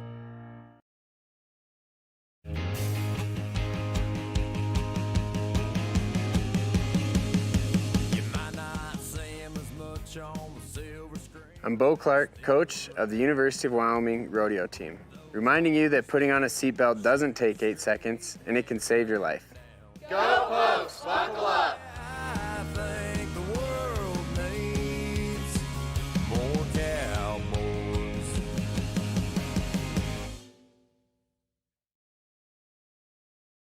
Financial investments are very important, but so are the investments of time, patience, and encouragement our young athletes receive from their coaches, teachers, and mentors. John Shade, your Lander Edward Jones financial advisor, understands this. That's why John Shade is a proud sponsor of Lander Tigers basketball on KFCW. For all of your investment needs, call John Shade at 335-7722 or visit edwardjones.com. Edward Jones, member SIPC. Your car or truck is an investment. When it needs repairs, you need someone you can trust to do the job right. Take it to Gunners Automotive. They repair all makes and models of cars and trucks, from oil changes to brakes, tires, and more. Gunners Automotive, 856-2288. In any sport, athletes face the chance of sustaining an injury. According to the Athletic Training Association, 90% of student athletes reported some sort of sports-related injury. What's more is 54% report playing while injured. For various reasons, sports-related injuries are increasingly leaving our youth at risk of exposure to opioid-based pain medication. Fremont WhenTheGameSlowsDown.com is here to help navigate monitoring medication, social support, and suggestions on what to do when the game slows down. Brought to you by Fremont County Prevention Program. Ever wonder why so many babies are delivered at Hot Springs Health in Thermopolis? Could it be the exceptional prenatal care offered by our providers? Or our convenient family practice clinics located in Thermopolis, Worland, Basin, Shoshone, and Riverton. Maybe it's our new OB suites with large jetted tub, or maybe it's the place where you know you can find all of this and more.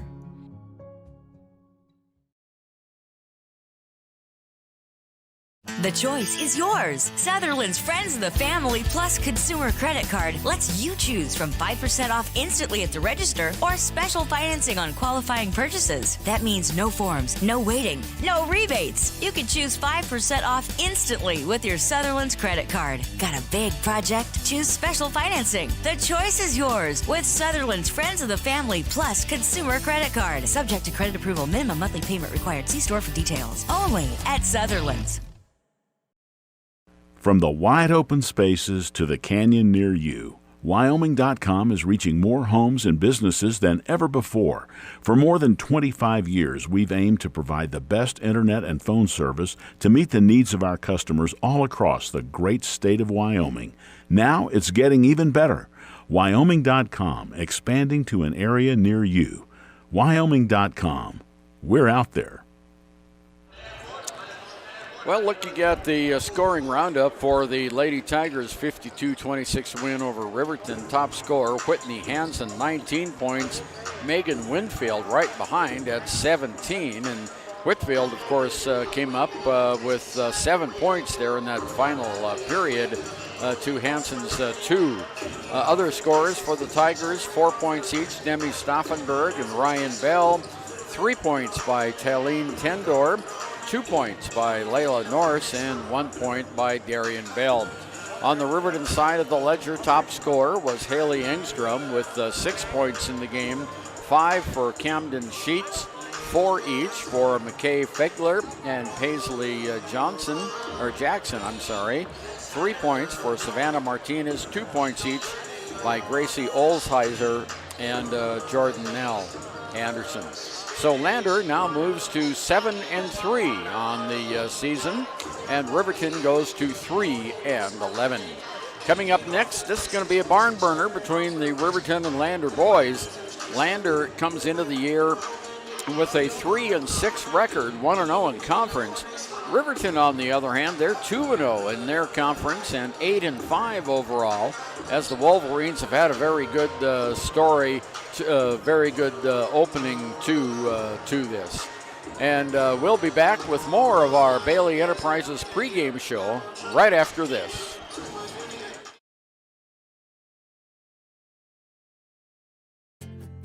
From one corner of the state to the other, over 82% of Wyomingites wear their seatbelts.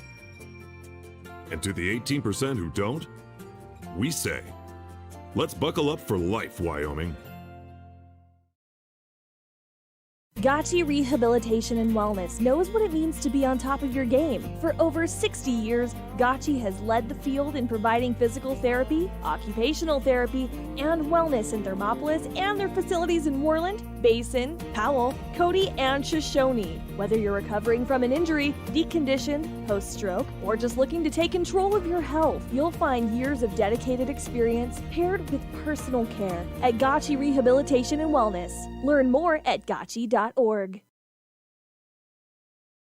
Is your resolution this year to be healthier? You may have made a commitment to improve your physical health, but don't forget about your financial health. Atlantic City Federal Credit Union is listed as one of the healthiest credit unions in the U.S., and we are the healthiest credit union in Wyoming, according to depositaccounts.com. Don't risk having your accounts anywhere else. Become a member today and accomplish your first resolution by becoming healthier. Financially speaking, that is. Federally insured by NCUA. Open your eyes to a credit union. Atlantic City Federal Credit Union.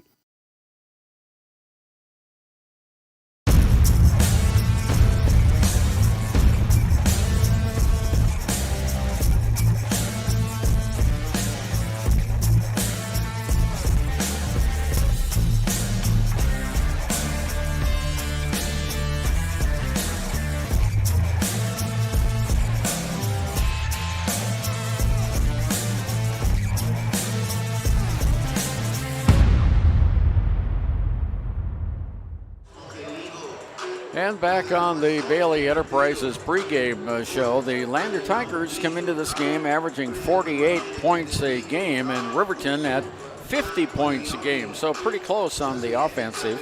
Also very close on rebounds. Lander averages 22 a game, Riverton 21. Lander has the one assist advantage, 10-9 over Riverton. Riverton is a little quicker with their hands. They've had an average of 9 steals a game, or I'm sorry, they have 9 steals so far this season, 6 for Lander. Riverton's big front four, they have 3 blocks in the game. Lander has 1. Lander averages 14 turnovers a game, Riverton 13 turnovers. Lander fouls 15 average a game, and Riverton 11. So it should be a pretty clean game foul-wise. Coming into the contest, Tisso Gwinna is the leading scorer for the Lander Tigers. He comes in at 11 points and 3 rebounds a game. Brennan Stauffenberg and Abe Lopez each score 8 points a game. Stauffenberg pulls down 6 rebounds, and Lopez pulls down 3. 5 points each in the game by Jace LeClaire and Tanner Bird. Those are those averages. For the Riverton Wolverines, they have a couple of leading scorers. Tanner Johnson with 11 points a game. Parker Paxton with 11 points a game. Lucas Engel comes in at 10 points a game. And Jason Vincent at 6 points a game. Leading rebounder for the Riverton Wolverines is Lucas Engel. He comes in with 5 rebounds a contest. Riverton will be wearing their black away uniforms with red numbers trimmed in white. And the Lander Tigers are in their white home uniforms with green numbers trimmed in black. And we're about a minute, 20 seconds away from the start. And this should be a good one, Josh. Yeah, definitely. I mean, just looking at the court right now, as far as lengthwise, looks like Riverton will have the advantage. In the halftime of the girls' contest, there was a couple of boys that were able to get up there and put it up and in with some dunks.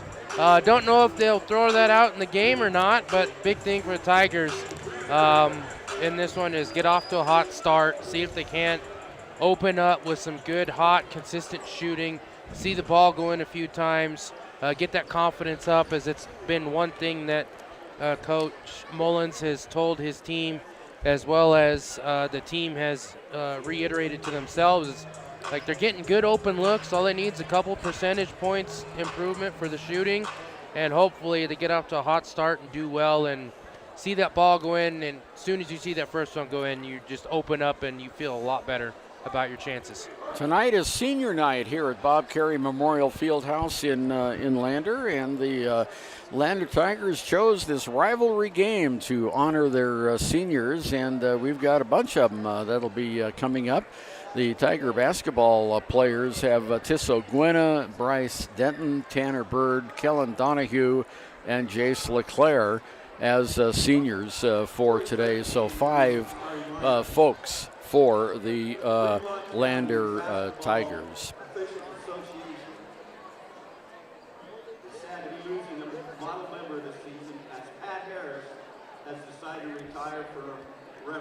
Okay, they're giving a little bit of a recognition to Pat Harris.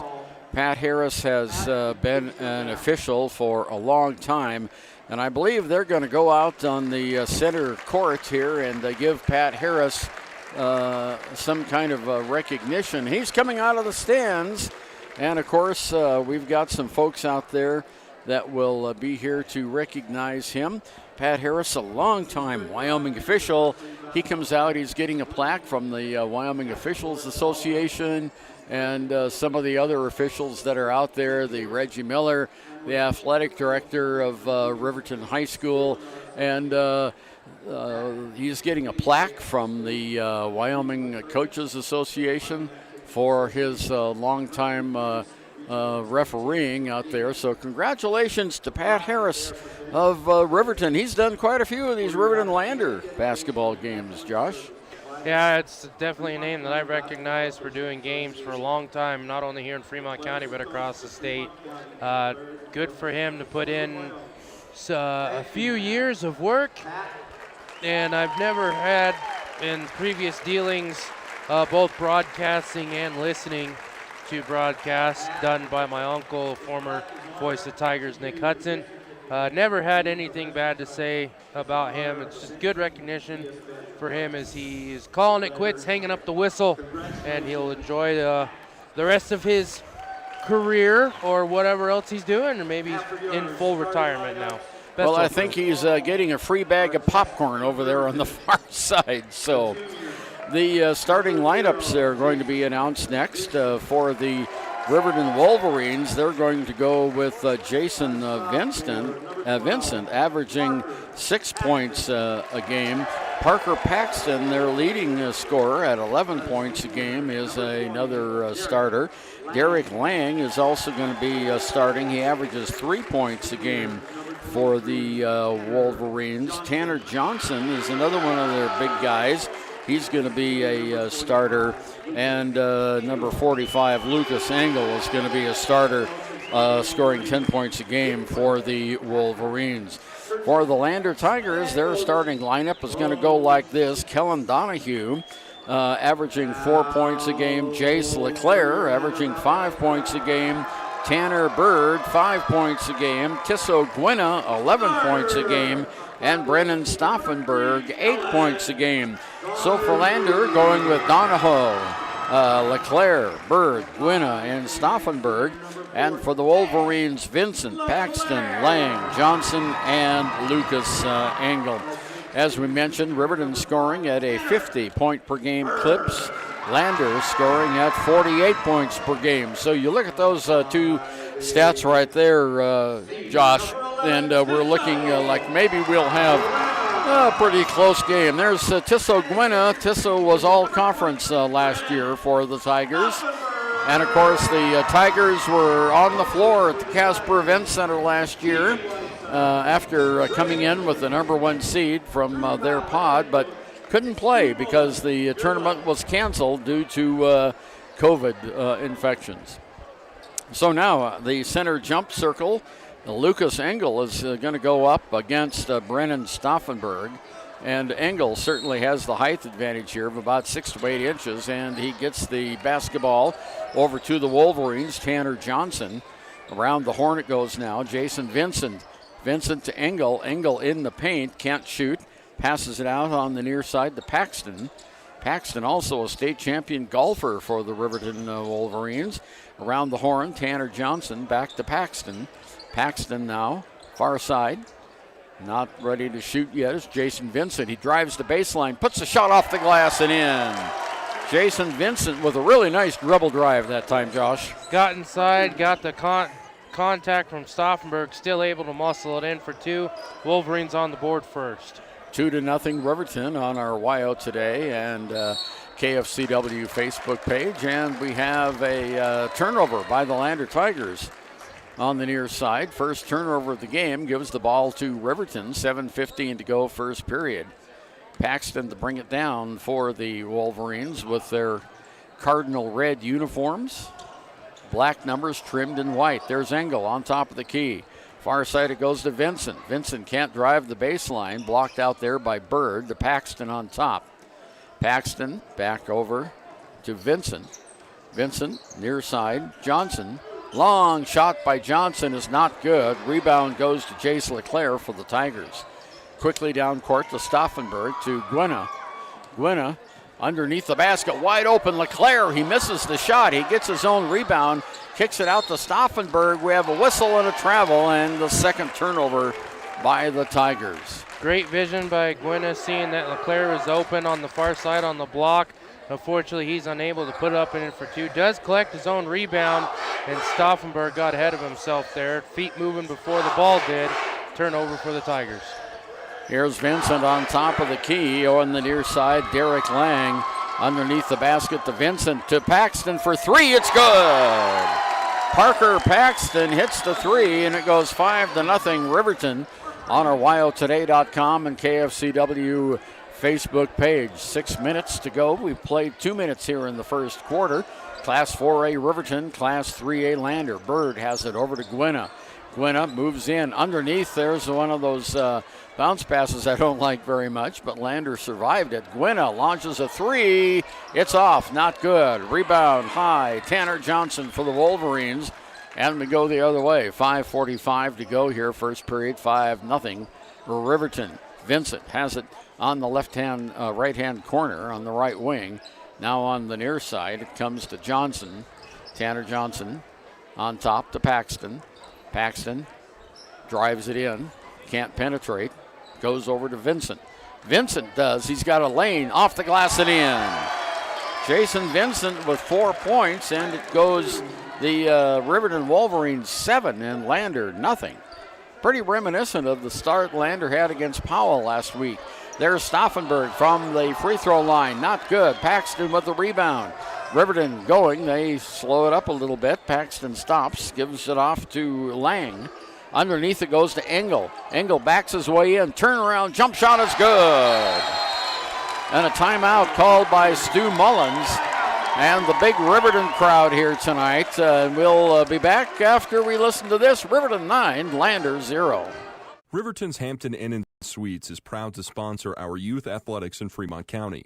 Fremont County school athletics provide our youth timeless experiences and lessons that can lead to success for life. Setting goals, teamwork, and hard work make young athletes into good citizens.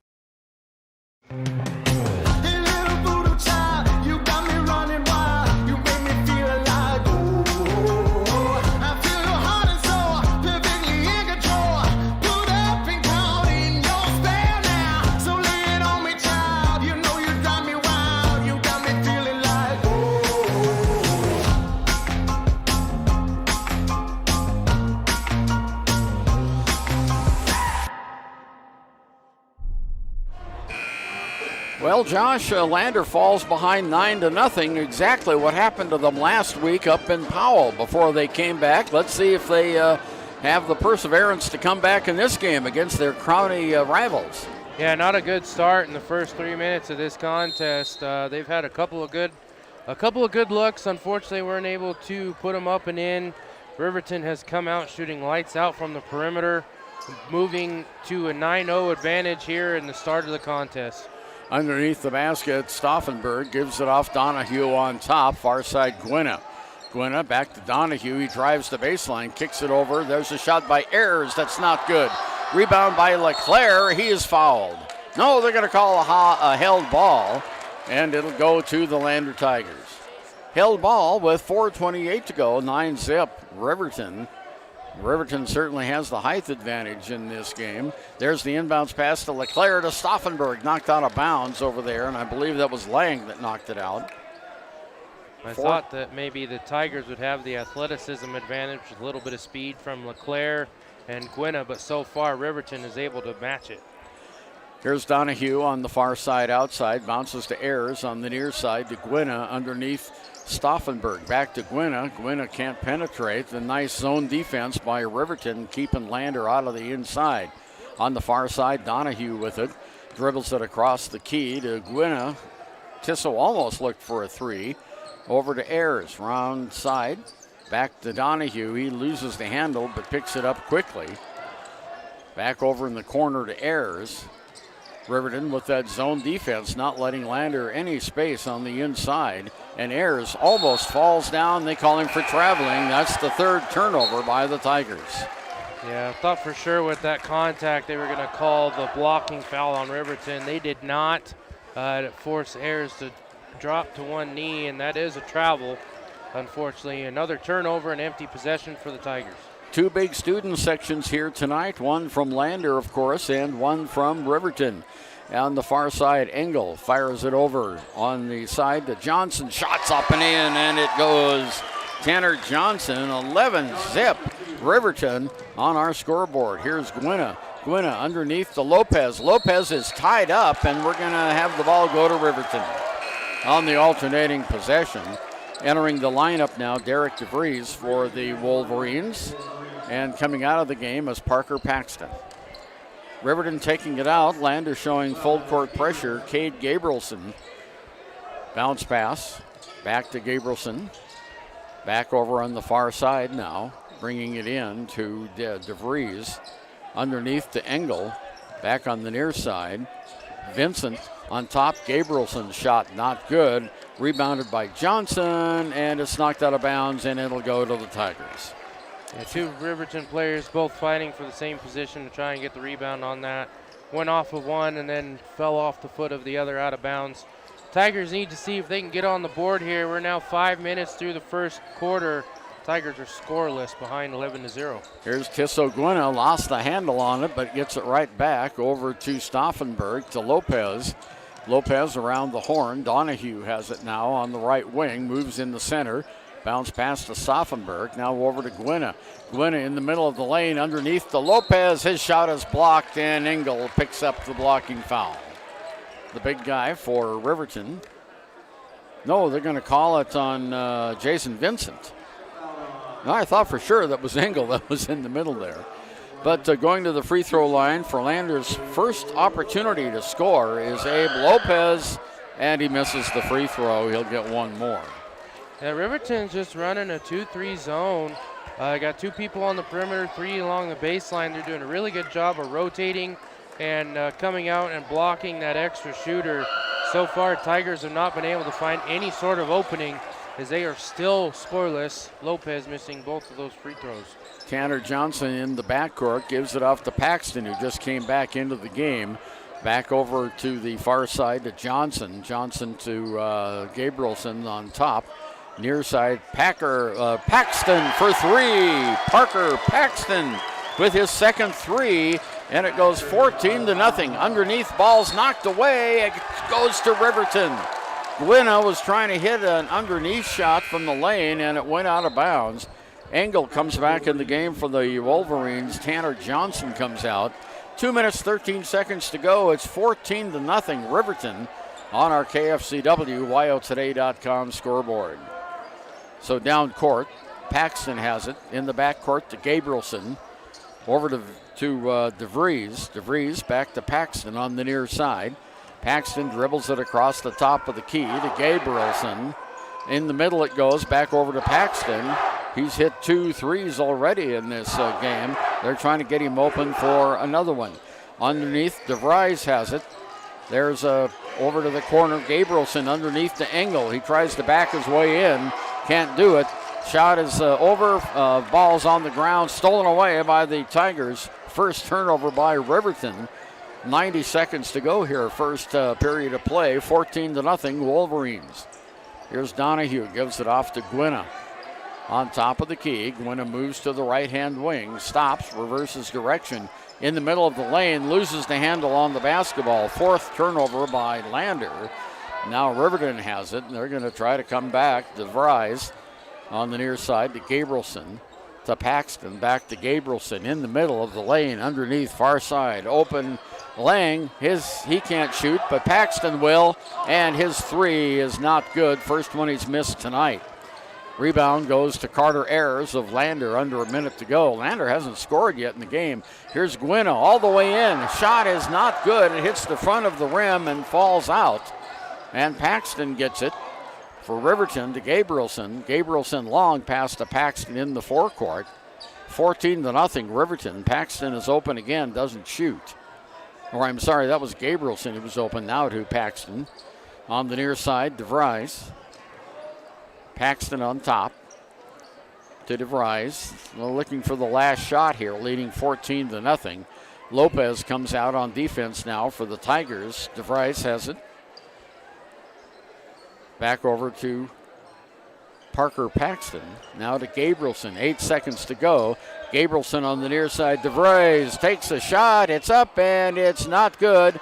Lander rebounds it, and that's the end of the first period of play. And Josh, the Tigers did not score after one. It's Riverton 14, Lander 0. Yeah, I don't know the last time that this Tiger team was held scoreless in a quarter.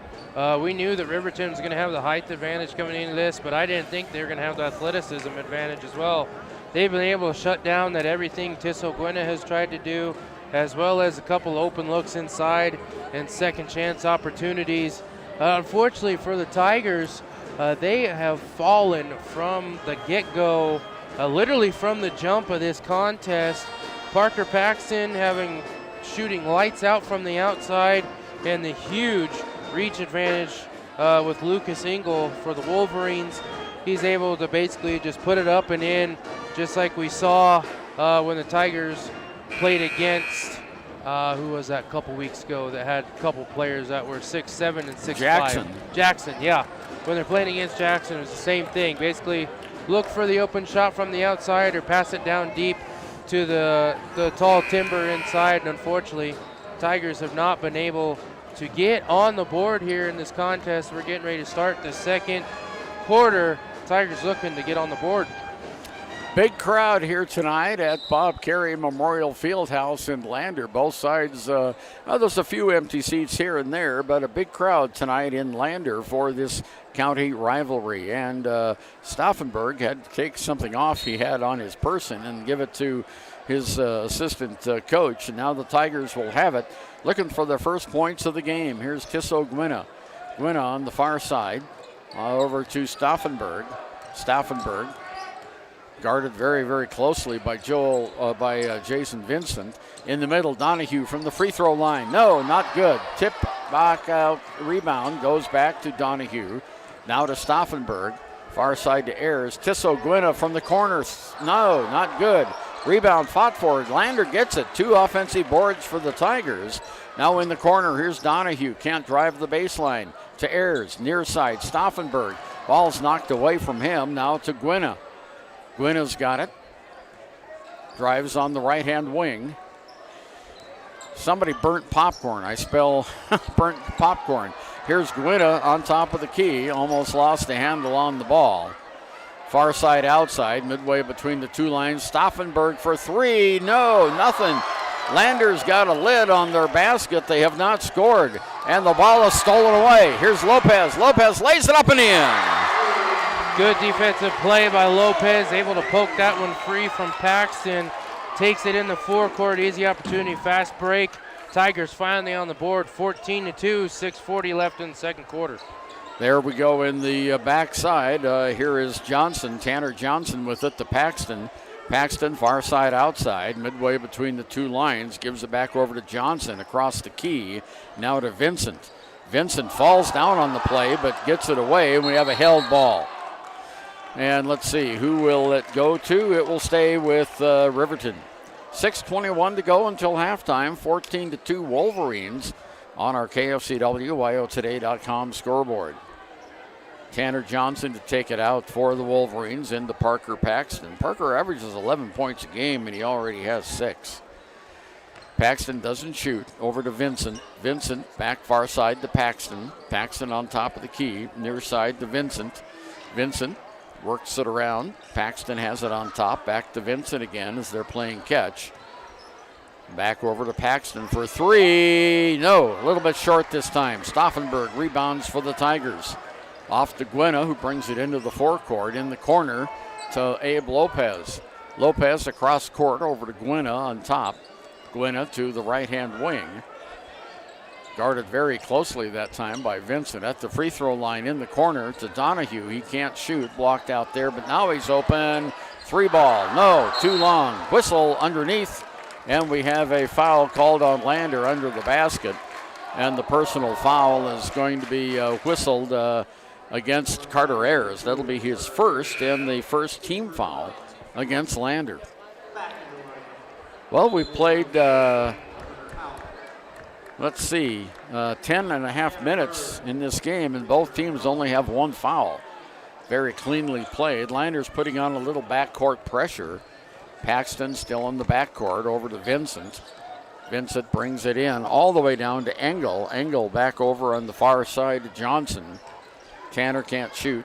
On top to Vincent.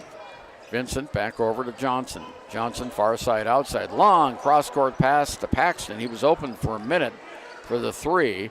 Now it goes back over to Tanner Johnson. Long cross-court pass. Vincent for three. Yes! Jason Vincent with his first. And it goes 17-2, a 15-point lead. Tigers call timeout. Back after this. Former University of Wyoming quarterback Josh Allen is worthy of Wyoming. 23 plays into my first start here at the University of Wyoming. I dropped back, kind of went through a progression. I saw the middle of the field kind of open up. I decided to lower my shoulder. His helmet went straight into my collarbone here. We landed on the 20-yard line. At that moment, I knew something was really bad. So Josh's collarbone was pretty bad. He had broken in multiple places, and it required hardware fixation with the plate in order to get it back together. It was devastating news to me and my family, just knowing that, it could have ended 23 plays in. We had no question whether we could perform the surgery here, given our wide range of varying subspecialties within orthopedics. I would recommend Premier Bone and Joint Centers. The thing that made me feel really comfortable with them was they made it feel like your own family. I think he'll have no problem performing in the NFL. His rehab and his recovery done very well, and I don't see any restrictions on him whatsoever. They want the best for you, and they won't steer you wrong. Let us show you why we're worthy of Wyoming. 4 minutes, 58 seconds to go until halftime, and it's been all Riverton so far, 17-2. As the Tigers bring the ball down court, Abe Lopez launches a 3-ball. It's good! Lopez has the only points for the Tigers, and it goes 17-5. Lander fell behind Powell 9-0, but here they got behind 17-2, and a personal foul going to be against Lopez, his first. Lopez has an aggressive style of basketball, Josh. Yeah, both on the offensive and defensive side. He plays just like his brother. His older brother was a little bit of a better shooter, and it may be that Abe Lopez comes into that point. When he gets the chance to just sit and relax and take that extra step, he does really good. Turnover by Riverton on the near side. Tanner Bird for three. It's off, not good, over the backboard. And Riverton will have it as Tanner Johnson took a seat on the far side. And we have a foul, again, another one on Lopez, his second in a row. And now Tigers with 3 team fouls. Riverton with 1. Tanner Bird in the game for Lander. Here's Paxton in the backcourt to Gabrielson. Back to Paxton into the forecourt now. Double teamed in the corner. Engel in the lane. Off the glass. No, not good. Rebound though. There's Gabrielson for 3. And no, it rolls in and out. Lopez with the rebound at a whistle, and a foul is going to be called on Parker Paxton. Paxton got him as he tried to get out, just had a hand on him, and the foul was called. Second team foul against Riverton. We're halfway through the second period, 17-5, Riverton with the lead. Here's Gwynna, bounce pass over to Donahue in the middle, back to Donahue in the corner, Tanner Bird outside to Donahue. Stauffenberg has it now, underneath the basket for Bird, turns around, shot is up, he's fouled. and he'll go to the line for 2. Personal foul against Tanner Johnson, Josh. That was a good read by Tanner Bird. Riverton was still set up in the zone, but looked like they switched to a 3-2. He leaked along the baseline as everybody leaked up to cover the shooters. Wide open, everybody collapsed in on him, had a good shot fake, waited for them to get out of the way. Draws the foul, puts it up and in as he gets a great ovation from the Lander student section. And he'll go to the line for the second attempt. Big crowd here tonight, a big student section from both schools, and Bird gets both of them, and it goes 17-7. Now a 10-point deficit by the Lander Tigers. Down court, there's Gabrielson all alone, Engel underneath for 2. Great mismatch. Riverton saw it, that Engel was against Tanner Bird. Bird is quite a bit smaller than Engel. Good over-the-top pass, easy look for Engel. Abe Lopez for 3, not good. And, of course, the big guy out there, Engel, gets the rebound for Riverton. There's a bounce pass down to Vincent. Underneath it goes at the baseline. Can't shoot. Ball's knocked away. Turnover Riverton. Stauffenberg has it. Slows it down a bit over to Gwynna on the near side. Gwynna fires it over to Donahue. Knocked out of bounds by DeVry. 2:58 to go until halftime, 19-7. Tanner Bird comes out of the game for the Tigers. Coming in is Jace LeClaire. Lucas Engel and Derek DeVries goes to the bench for Riverton. There's a long shot by 3 by Brennan Stauffenberg, and he gets his first points. And it's 19-10, a 9-point lead now by the Riverton Wolverines. In the corner, Lang almost could not handle it. Fires it on top to Johnson. Johnson, far side over to Vincent. Back to Johnson on top of the arc. Johnson tries to move in off to Paxton. Puts the shot up from 10. No, not good. Rebound, Jace LeClaire for the Lander Tigers. Quickly on the fast break down court. LeClaire stops off to Stauffenberg. Stauffenberg on top of the arc over to Gwynna on the far side outside. Gwynna guarded by Gabrielson in the middle of Stauffenberg underneath. There's Lopez. No, shots up off, not good. Rebound by Vincent, taken away by Gwynna. Gwynna's shot is up and not good, and he is fouled by Vincent. That's that killer instinct we were talking about that we want Gwynna to possess both on the defensive and offensive side of the ball. Quick hands, gets a turnover, turnaround, puts up the shot even though it looked like it was going to be from a bad angle. Saw that there was going to be some contact coming in, puts it up for the shot attempt, draws the contact. He'll go to the line for 2. And Tisso's first shot is up and not good as Bo Sheets is having an extended conversation with one of the officials down there. I'm not sure what it's about. Engel comes back into the game, and coming out now is Jason Vincent with 2 fouls. Guido, the smallest guy out on the court, is 5'7". Puts the ball behind his head, dribbles it a couple of times, fires it up, and this one bounces in. So Gwynna gets it, and it's 19-11, only an 8-point lead now. At one point, it was 17-2.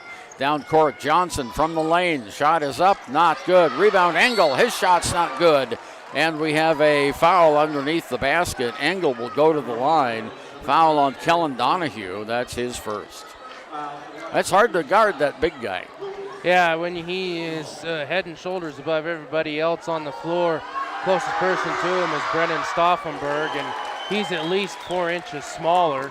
Has at least a head and a half over Stauffenberg does. Engel. You're doing whatever you can. It's all about positioning.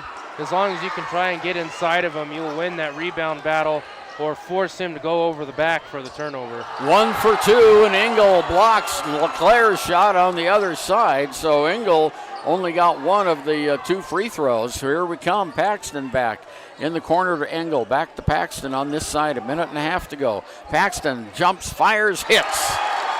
Parker Paxton now with 8 points in the game, and that was a beauty from 15 feet. Here comes Tisso Gwynna for the Tigers, trailing now 22-11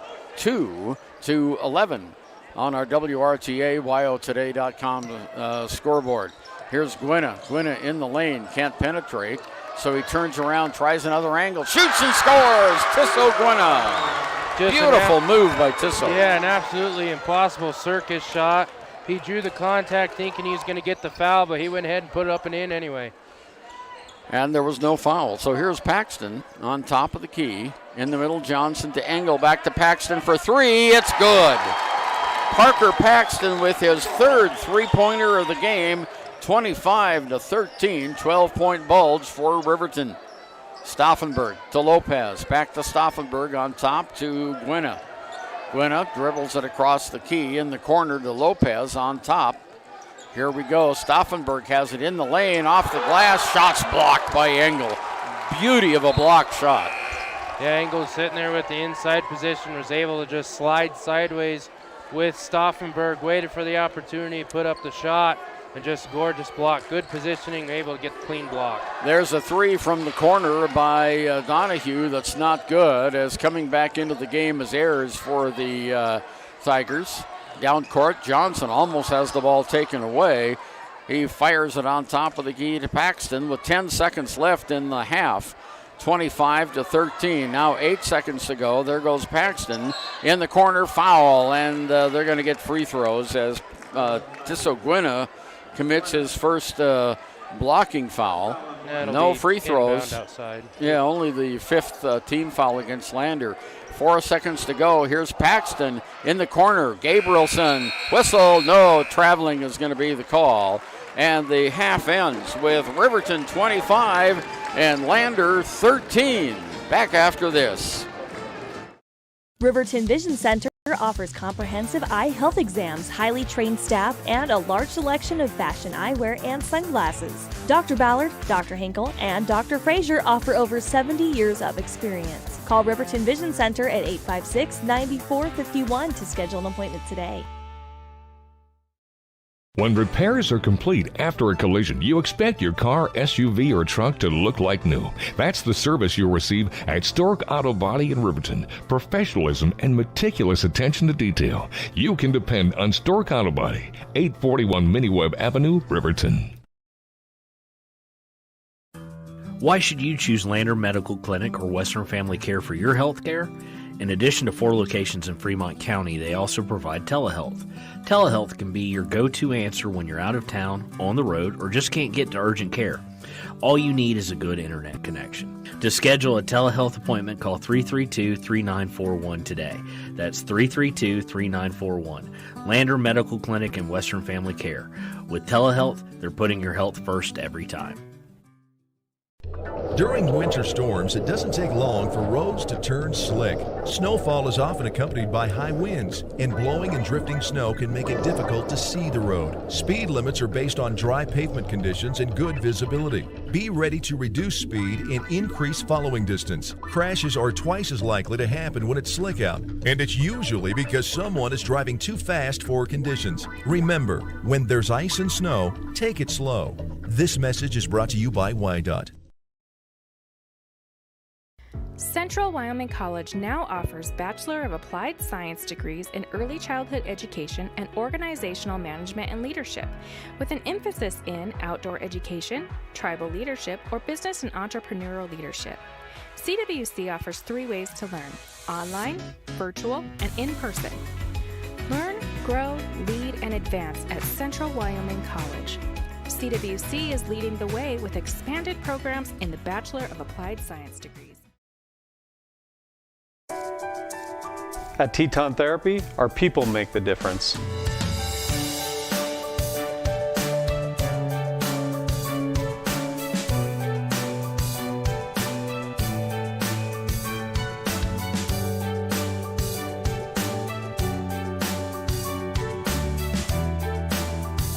You can live pain-free.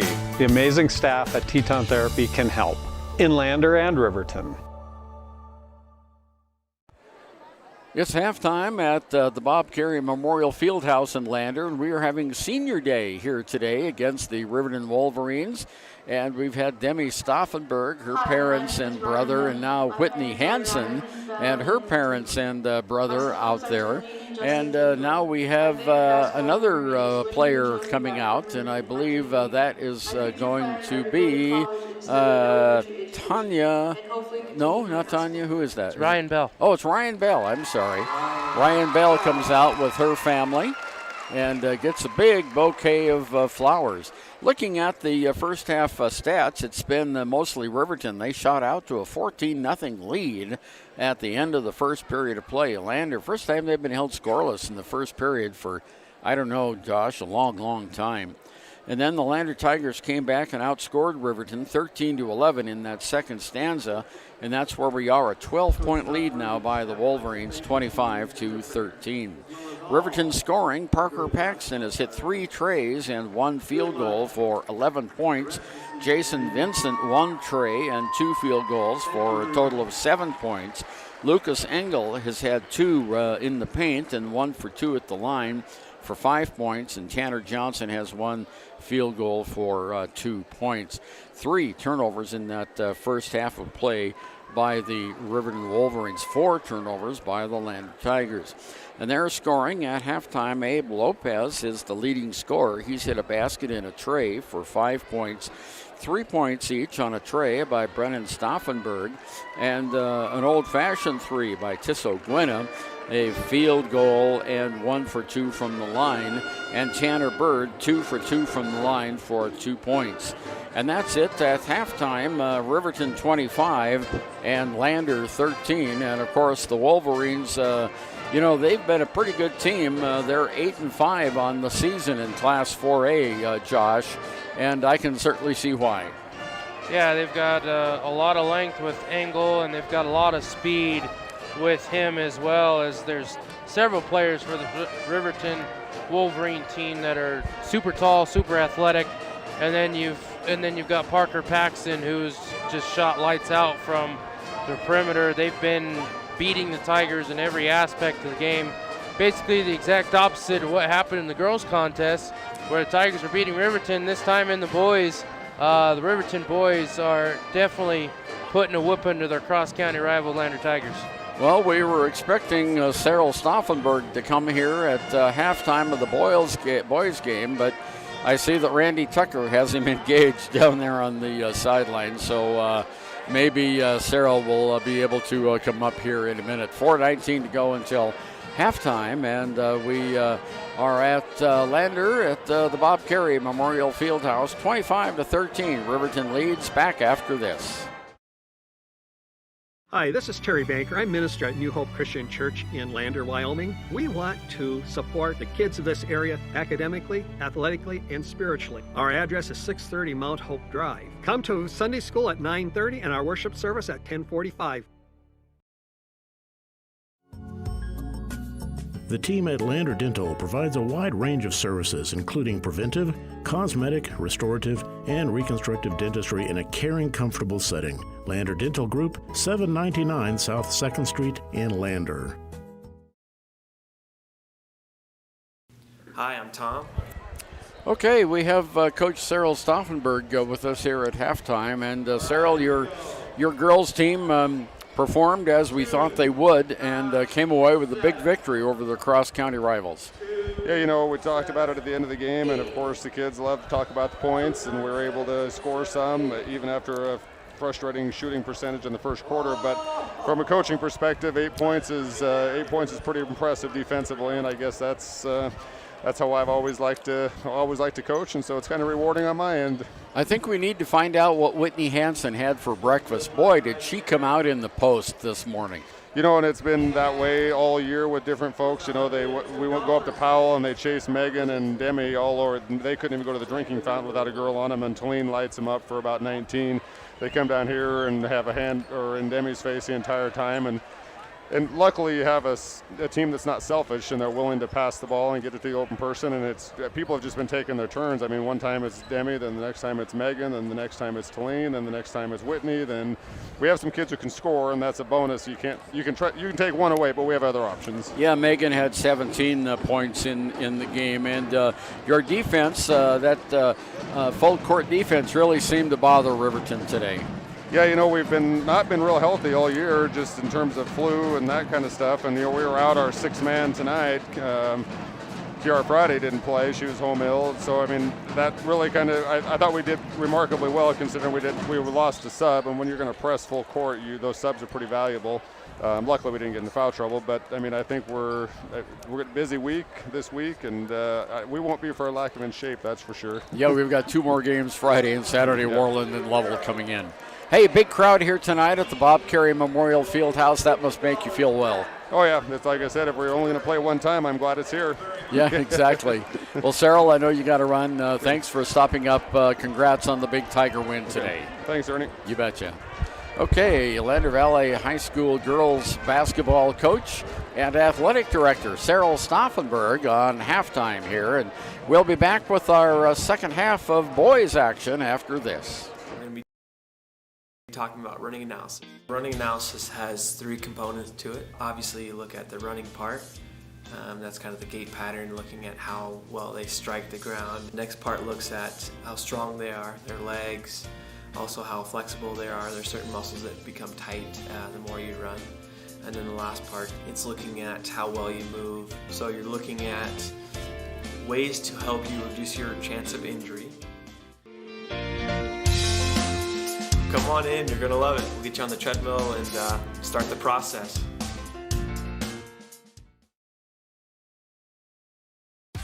Want access to local news, sports, events, and more? Download the WYO Today app. Now available on all platforms. Stream your favorite radio station, submit something to buy, sell, or trade for deals on the dial, or view contests and special coupons. Better yet, the WYO Today app is the best way to access free HD video of Fremont and Hot Springs County athletics. It's all at your fingertips. Head to your app store or visit wyotoday.com to download the WYO Today app now. Lander will have the ball as we start the second half of play. Same starters as began the game for Riverton: Vincent, Paxton, Lang, Johnson, and Engel. And for the Tigers, Donahue, LeClaire, Bird, and Stauffenberg. So here we go. Lander has the ball. There's Jace LeClaire in the middle of Stauffenberg. Tries to back his way in the corner. Tisso Gwenna's shot's not good. He gets his own rebound. Dishes underneath to LeClaire. Almost couldn't handle it. The ball stolen away. 5th turnover by Lander on a bad pass. Johnson double teamed at the baseline. Gets it off to Paxton. On the near side, Vincent. Vincent on the right wing throws it underneath the basket to Engel for 2. That's just a great give and go. Good inside pass on the low block. One Riverton player passed it over to Engel, who was right behind him. Engel kind of uses that as a makeshift screen. Easy look inside for 2. Gwenna fakes the 3. Passes it at the free throw line to Stauffenberg. In the corner, Donahue drives the baseline. Can't shoot. To Gwenna in the corner for 3. Tisso Gwenna for 3. Now with 6 points in the game. Tisso Gwenna taking every opportunity that he has to at least try and find a better placement for an opportunity for a shot, or taking that open look instead of being a little indecisive and passing it off. Puts it up and in for his first 3. Lucas Engel from the corner hits a tray to answer, and it's 30-16. Now underneath, Bird almost lost the handle on it. In the middle of the lane, kicks it back out. Gwenna has it now on top of the key. Bird almost got trapped in the paint that time. Gwenna looking for someone to throw it to Stauffenberg to Gwenna for 3. Tisso with another tray, and it goes 30-19, an 11-point lead as the Tigers answer. And there's a steal on the other side by Stauffenberg. Gives it off to Gwenna. Gwenna fakes the 3 to Stauffenberg. Back to Gwenna on top. 6:06 to go here, third period, 30-19. Riverton started this game on a 14-0 run. Here's Gwenna on top of the key. Stops, bounce pass near side, LeClaire. Back to Gwenna for another 3. No, too short. Rebounded by LeClaire. Stauffenberg for 3. Too long. No. Rebound underneath the basket goes to Derek Lang. And whistle and a player control foul on Parker Paxton. That time Paxton just lowered his shoulder right into LeClaire and got the call. Lowered the shoulder and extended his arm, and you're always going to get called for the charge on that whenever you extend your arm that way. If it was just LeClaire coming across, forcing the contact, then it would have been a block. But since Paxton put his arm out to push him away, he will get the charge. LeClaire in the middle to Stauffenberg. Whistle, foul on Engel on Stauffenberg as they both were fighting for possession of the ball inside. No, they called it on Vincent. I'm sorry. Vincent's third foul. And Cade Gabrielson coming in now for the Wolverines, and Vincent goes to the sideline with 3 fouls. Lander underneath the basket. Gwynna into Tanner Bird. Shot is too long. Gwynna gets the rebound. Gwynna fires it back. No, too long. Fight for the rebound. Parker Paxton gets it. Down court, it's Johnson to Engel. Near side to Lang. To Paxton. Paxton on top of the key. Guarded by Gwynna. Near side to Gabrielson.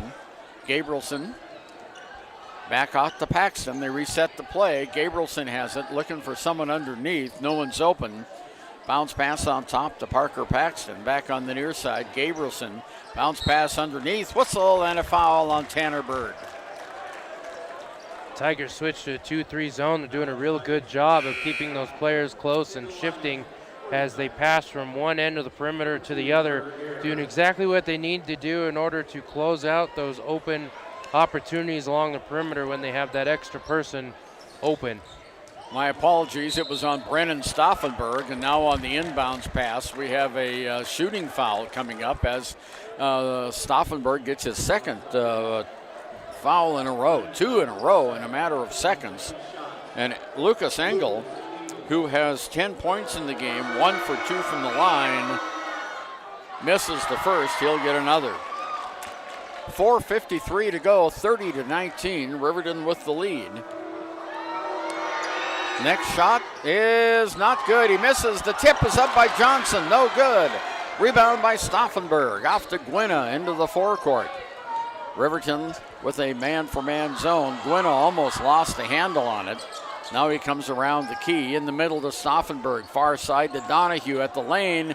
Trapped, gives it off to Gwynna. Gwynna underneath, puts up the shot. No, and a foul is going to be called on Gabrielson, and Tissot will have 2 shots. Well, they called Engel on the foul. Oh, they called Engel, 45, not 5. Bo Sheets chatting with the official from Lyman. And Gwynna at the free throw line for the Tigers. Hits good. It's a 10-point game now, 20-30. One person that the Tigers definitely want to heat up, both from the free throw line and shooting, is Tissot Gwynna. He's probably the best athletic person on the court for the Tigers, as well as the best outside shooter. If he can get some supportive help inside from Bird and Stauffenberg, see if the Tigers can put it together to cook up something to cut this lead down second half. Riverton by 9. They've got the basketball going left to right on the floor here of the Bob Carey Memorial Fieldhouse. There's a turnaround jumper by Johnson. No. Rebounded by Ayers for Lander. Off to Gwynna. He brings it into the forecourt, far side outside. Now he walks it to the top of the circle. On the near side, Ayers. Ayers drives it in the lane. Stops. Can't shoot to Gwynna. Gwynna in the lane. Fires one from 7. No, not good. Rebound pulled down by the Derek Lang. Lang on the far side to Paxton. On the near side now, Gabrielson. Gabrielson cross court to Paxton, almost too strong. In the corner it goes. Coming out with Derek Lang. Paxton, Gabrielson underneath Johnson. Bounce pass in the corner. Driving the baseline underneath to Engel. And we have a player control foul against Riverton. And the basket will not count. Tanner Johnson draws the foul. And you can hear how the fans thought about that one. Yeah, you could definitely tell that this crowd is most definitely pretty close to 50-50 between Lander and Riverton. Wolverine faithful did not agree with that call, but it looked like the person that went in that got the foul was a little out of control. Tanner Bird for the long shot. No. Rebound pulled down by Tanner Johnson off the Paxton. We go the other way. Paxton is fouled by Gwynna. He hit him with the body. And that's the second personal on Tissot. Got him on the arm, so taking it out of bounds will be Tanner Johnson. Derek DeVries comes back into the game, replacing Tanner Johnson for a little bit of a blow. Also coming out is Derek Lang. Okay, here's Paxton down court, gives it to Gabrielson. In the corner to Vincent. Cross court to Paxton. Paxton out the ring, off the top of the circle, rather. Across the court to Paxton. Paxton drives the baseline. Shot is blocked, but they got him on the arm. It'll be a 2-shot foul for Parker Paxton, and that's the 3rd personal on Brennan Stauffenberg, who just timed a little bit wrong and got him on the arm instead of the basketball. Yeah, there's a double team there down low by Silas Wheeler and Stauffenberg. Unfortunately, Stauffenberg had the position, but on the follow-through, he raked the arm of Paxton, and that will draw the foul. First free throw is good by Parker Paxton, and it's a 10-point game now, 31-21. Stauffenberg with 3 fouls comes out, and coming into the game is Colin Wheeler. Second shot by Paxton is also good. He gets them both, 32-21, 11-point lead, 2:50 to go here, period number 3. Gwino double teamed in the backcourt, gives it off to LeClaire underneath to Donahue. He had an open shot for a second, fighting underneath, jump ball, held ball called. Engel got right in there, and it'll go to Riverton. That was a lost opportunity for Lander.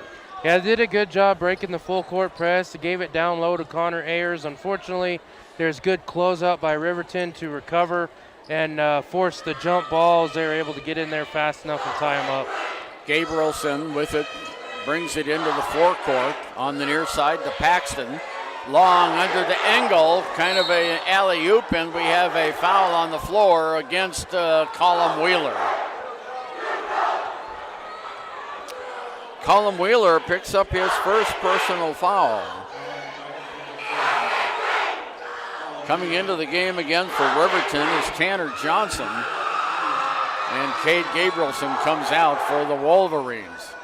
Riverton has it underneath the Lander basket. Engel for 3. It's not good. Rebound by Gwina. Outlet pass down underneath to Jace LeClaire. He's fouled. Derek DeVries got him. That was one of the fastest fast breaks we've seen Lander have today. Yeah, they did a great job finding the outlet pass in the forecourt from one.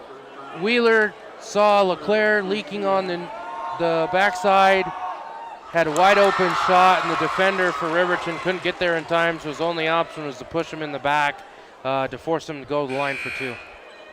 And LeClaire hits the first. Coming back into the game is Derek Lang. Coming out is Engel. Now while Engel is out, Tigers need to do the best that they can, because right now Riverton is playing small ball. As far as the size advantage right now, Riverton has none. Tissot doing a good job to tie it up on the rebound. Tigers keep the ball, see if they can put in a score to cut it down to single digits. Well, that was a great effort by Tissot Gwina, who's just tied up on the rebound, and Lander gets it back. Inbounds, here's Kyson McClung, who just came into the game. McClung on the far side. Whistle and a foul against Riverton. It's going against Derek DeVries, and that brings Bo Sheets off the bench again. Second foul on DeVries. And that's the last team foul to give for the Wolverines. Next foul puts the Tigers in the bonus for the rest of this contest. Here's McClung, far side outside in the corner to Gwina. Gwina doesn't shoot, underneath to Wheeler. Wheeler back over to LeClaire. LeClaire blocked out there at the baseline to Ayers. On top to Gwina, the ball's knocked away, and it's picked up by Riverton. Turnover all the way down. Paxton lays it up and in. Parker Paxton, 34-22 on our KFCWYOtoday.com scoreboard. Here's McClung for 3. It's off the back of the iron. Paxton rebounds. Here comes Riverton on the fast break. Paxton slows it up a little bit, hands it off to Vincent. Vincent near side, Johnson. Far corner, Paxton for 3. No, it's not good. Rebound underneath the basket by Riverton. Here's another rebound by Johnson, not good. And the rebound pulled down by Callum Wheeler.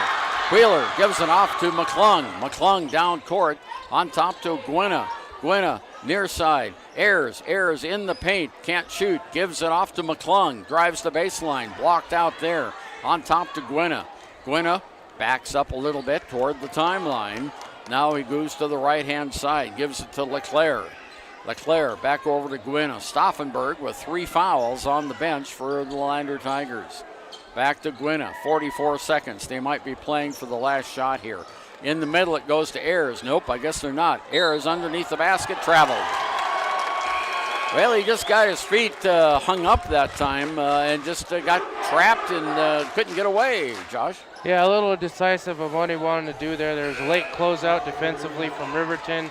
He looked like he wanted to go up for the layup, and then that late closeout from the weak side defense made him kind of try to decide what he wanted to do. His feet moved when the rest of them didn't, and that'll be last opportunity for Riverton to probably put up a score, last shot here at the end of the third. Here's a three-quarter court pass, goes down to Engel. Parker has it now with 28 seconds to go.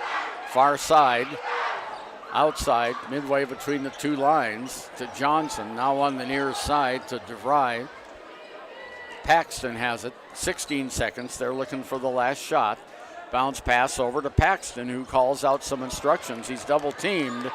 Back over to the near side now to DeVries. 5 seconds to go to Engel. Engel back over, long shot for three. No, not good, and the period will end there. Riverton after three, 34. Lander 22. Back after this. There are two ways to buy 4x4 gear, the expensive way and the smart way. The expensive way is when you buy a new truck or SUV and the dealer sells you the brush guard, the heavy-duty bumpers, the steps, lights, winch, you name it. He rolls it all in with your loan into your monthly payment. But here's the smart way. Shop at Wyoming 4x4, where you get expert advice from Dan, quality gear, professional installation, all for a whole lot less than you'd spend at a car dealer. Wyoming 4x4 on North Federal in Riverton. The smart way to roll. Community Health Centers of Central Wyoming has locations across Fremont County ready to serve you at DuBois Medical Clinic, Riverton Community Health, and Lander Community Health Pediatrics. We accept all forms of insurance, including Medicaid and Medicare. Are you struggling to get medical care? Ask for their sliding fee scale. From family medicine to pediatrics, Community Health Centers are here to serve you. Call 307-463-7160 or visit chccw.org to schedule your appointment.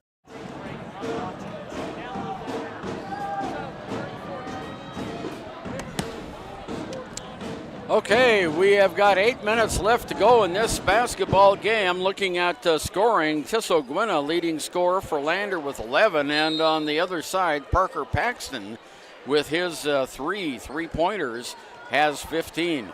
Riverton has the ball to start the second or the final period of play. Far side, Vincent gives it over to Paxton on the near side, midway between the two lines. Paxton back out on top of the key. Near side it goes, Vincent. Whistle and a foul called on Lopez. Well, that's the aggressiveness of Abe Lopez. Picks up his third personal foul, trying to get the ball right in front of the Riverton bench. 7:40 to go, 34-22. Here's Paxton. Paxton over to Vincent. Vincent, far side. On top to Paxton for three. Yes. Wow, Parker Paxton now with 18 points in the game, and it goes 37-22 on our WRT. No, I keep saying that. I apologize. On our KFCW and WyoToday.com scoreboard. Here we go, near side. Lopez almost lost a handle on it, picks it back up, crosses the key over to Gwynna in the middle. Stauffenberg underneath. Lopez didn't take the shot. Stauffenberg open outside. Now to Gwynna, far side outside. Gwynna fires the three. No, not good. Ends up on the floor. No whistle and a foul on the rebound against Lander. I think it's Jace LeClaire picked up that one, I believe. Yeah, it was. LeClaire got that one his first. And that is the 7th team foul against Lander. So we'll go shoot the one in bonus here on the Riverton side. Parker Paxton at the line. He has 18 points in the game for the Wolverines. Now 19. Did I mention he's a state champion golfer for Riverton? Individual state champion as well. Pretty good guy on the links. Next shot is good. He gets them both. Timeout called by Bo Sheets. 6:51 to go in the game, and it's 39-22. Riverton on the lead. Back after this. High Plains Power is a Touchstone Energy Cooperative. What does that mean for you as a Rural Electric Association member? It all comes down to 7 principles: open membership, one voice, one vote, member benefits, independence, education, cooperation, and community. To understand how it all works, we're headed back in time. In 1879, electricity was in major cities, but rural areas were out of luck. In 1935, President FDR made it possible for companies to build power lines to unserved areas. By the time we hit 1941, some 400 electric co-ops had been organized to serve rural America, just like High Plains Power. For more information, visit highplainspower.org. Back again, 6:51 to go in this game. Riverton up by 39 to 22. They've got a 17-point lead over the Lander Tigers. And that's about how this game started. They had a 17-2 lead at the start of the second period of play and pretty much held that margin throughout the rest of this game so far. Lander will have the ball after the Riverton timeout. Stauffenberg into Tisso Gwynna to Donahue under to LeClaire. Donahue kicks it out. Underneath it goes to Stauffenberg. Ball's knocked away. He picks it back up to Gwynna. In the corner, Lopez over to Stauffenberg. Outside, Gwynna. Now back on the near side, Lopez. Lopez does a 360. Backward pass, behind his back, upside down, hook shot. No, it didn't work. Here's Paxton. Down court, off to Vincent. Vincent. Near side to Derek Lang. Underneath, Paxton, circus shot. What can you say about that except everything's going in for Riverton? Tisso Gwynna on the other side, not good.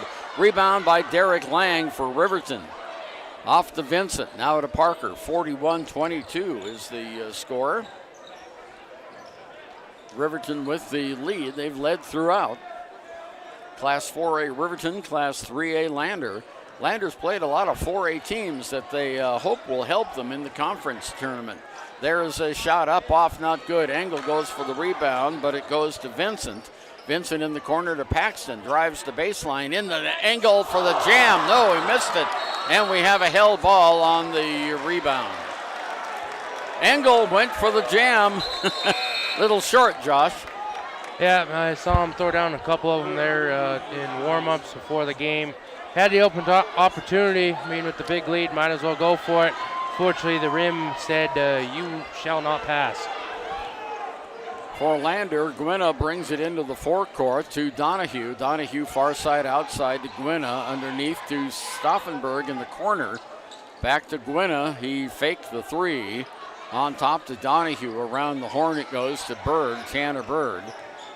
Back to Donahue. Donahue in the lane kicks it over to Bird. Bird can't shoot.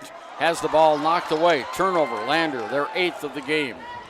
Down court, here come the Wolverines now with the big lead.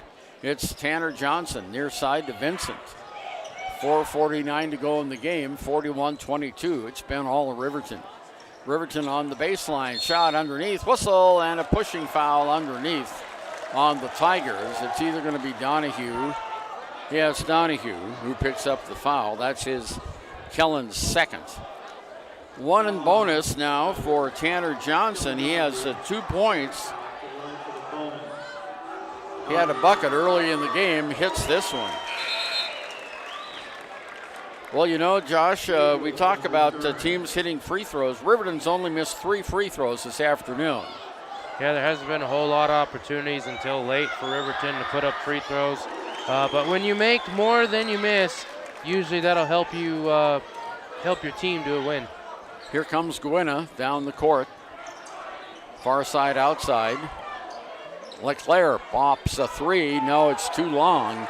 Rebound goes to Riverton's Tanner Johnson, and we go the other way with 4.5 minutes left here in the game. Brings it all the way down. Johnson gives it off on the far side to Lang. Engel has it now.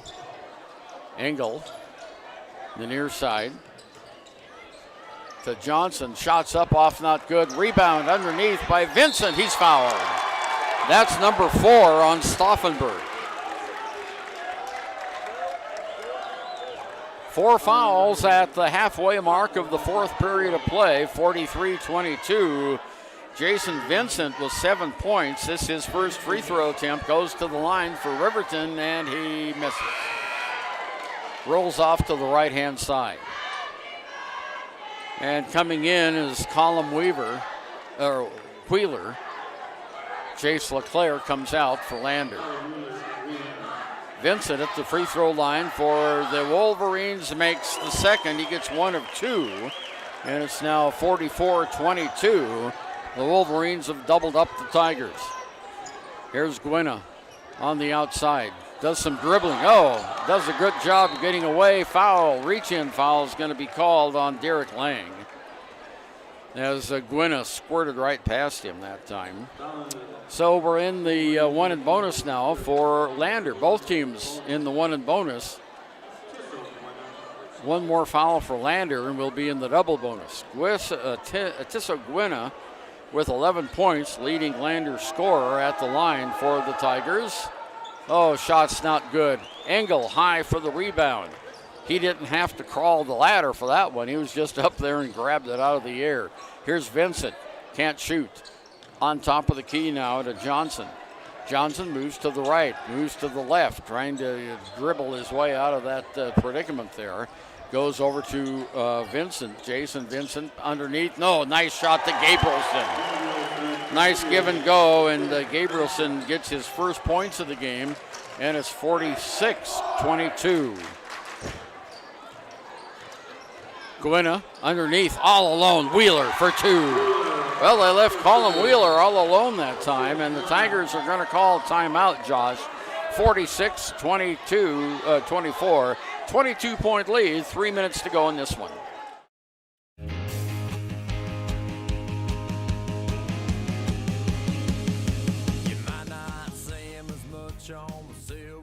I'm Bo Clark, coach of the University of Wyoming rodeo team, reminding you that putting on a seatbelt doesn't take 8 seconds, and it can save your life.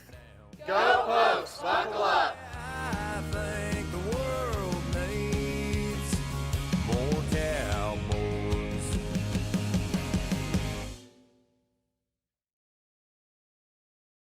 Financial investments are very important, but so are the investments of time, patience, and encouragement our young athletes receive from their coaches, teachers, and mentors. John Shade, your Lander Edward Jones financial advisor, understands this. That's why John Shade is a proud sponsor of Lander Tigers basketball on KFCW. For all of your investment needs, call John Shade at 335-7722 or visit edwardjones.com. Edward Jones, member SIPC. Lander's closest to Riverton this afternoon was an 8-point lead at 34-20. No, that's 12 points, isn't it? It was a 9-point lead when it was 30-21.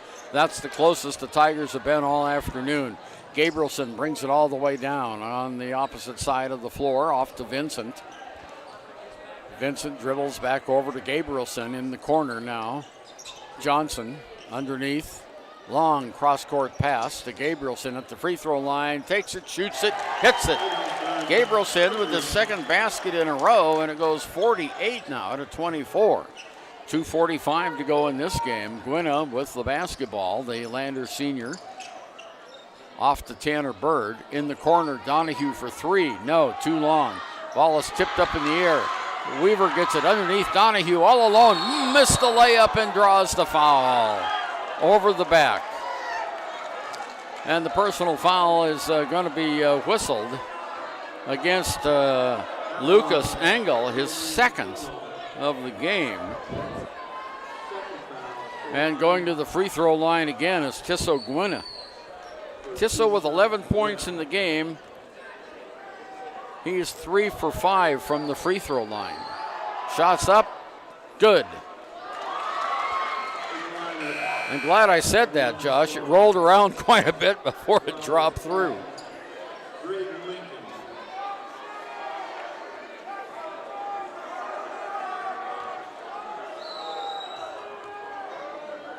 Gwynna's next shot coming up is also nothing but nylon. So the Tigers go to 25 and 26. It's 48-26. There's a long one from outside for three by Tanner Johnson. And that answers 51-26. 2 minutes, 15 seconds to go in this one. It's been all Riverton here tonight on the floor of Landers Bob Carey Memorial Fieldhouse. Underneath the basket to Stauffenberg. Whistle and a foul is going to be called. And they're going to call a foul on Riverton. It's going to be on Vincent. That'll be his fourth. 2 minutes, 2 seconds to go at the free throw line. Brennan Stauffenberg, and Brennan tonight has 3 points on one tray in the second period. Got it.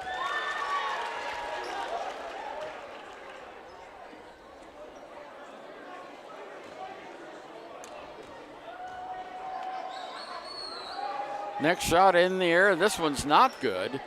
And the rebound goes to Johnson for Riverton. Under 2 minutes to play now, 51-27. Gabrielson, near side, Paxton. In the corner, Vincent. Vincent on top to Engel, over to Johnson. Johnson in the middle of the lane. Oh, NBA! And he gets two more. And that goes 53-20. That was a pretty fancy leg work that time by Johnson, Josh. Yeah, he was able to do a little crow hop, Euro step, find the opening, put up and in for two. Here's Stauffenberg on top of the arc.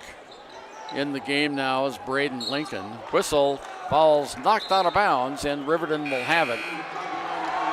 Minute and 20 to go, and here comes the second team for Riverton.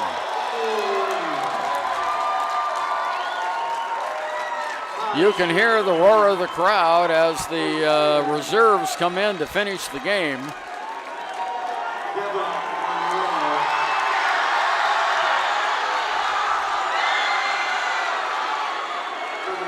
Bryce Denton coming into the game for Lander for Tissot Gwinna, and Gwinna gets a big hug from Coach Stu Mullins and a nice ovation from the Lander crowd. Okay, let's see if we can figure out who all these new players are out here. I've got a 13 that I don't have in the scorebook. 2 now is Ty Sheets. Sheets traveled with the ball. Turnover number 6 for Riverton.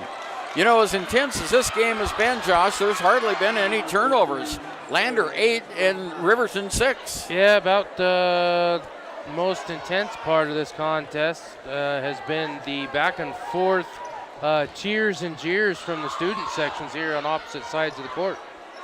Kyson McClung brings it in. Now over to Denton underneath the basket. It goes to Lincoln. Lincoln in the corner. Shots up, not good by Denton. Rebounded by Riverton. 44 seconds to go. The Riverton crowd wants the reserve to get a point here. Here's 13. He traveled and scored. Ace Sage. Ace Sage gets it. There's a shot from the corner by Lander. 28 seconds to go. Whistle and a foul underneath the basket. It's going to go against Riverton. Foul on Braden Motisi just into the game. 26 seconds to go. Colum Wheeler at the free throw line for Lander. He has one basket in the game. Well, the big crowd here at Bob Carey Memorial Fieldhouse starting to thin out just a little bit. Shot's good by Wheeler. And then it goes 55-27. You can see why Riverton is rated number 1 in their division. Next shot is up and not good by Wheeler. 23 seconds to go. Down court comes Sage. Sage at the baseline, and he foul is going to be called on Wheeler. I thought he had him stepping out of bounds, but Wheeler picks up his second foul. And going to the free throw line is Ace Sage, who just scored a basket here. He'll have 2 shots with 19 seconds to go. Eyes the hoop. No. Too strong off to the left-hand side. Ball bounced away. He'll have one more. Shots in the air. This one's good. So he gets one, 56-27. 15 seconds to go. Here comes McClung down court for Lander. There's a long one, up, off, not good. Rebound goes to Lander, scoring. On the play is Brett Washburn, and it is 56-30.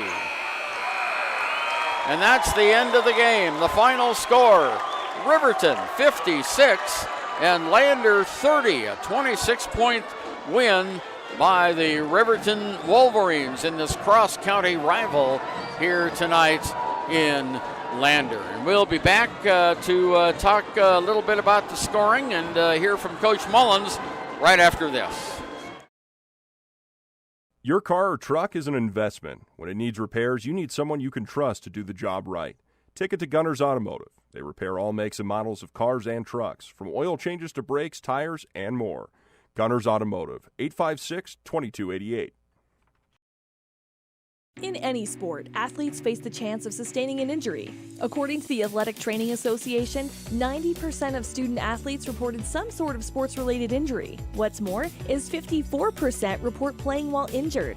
For various reasons, sports-related injuries are increasingly leaving our youth at risk of exposure to opioid-based pain medication. Fremont WhenTheGameSlowsDown.com is here to help navigate monitoring medication, social support, and suggestions on what to do when the game slows down. Brought to you by Fremont County Prevention Program.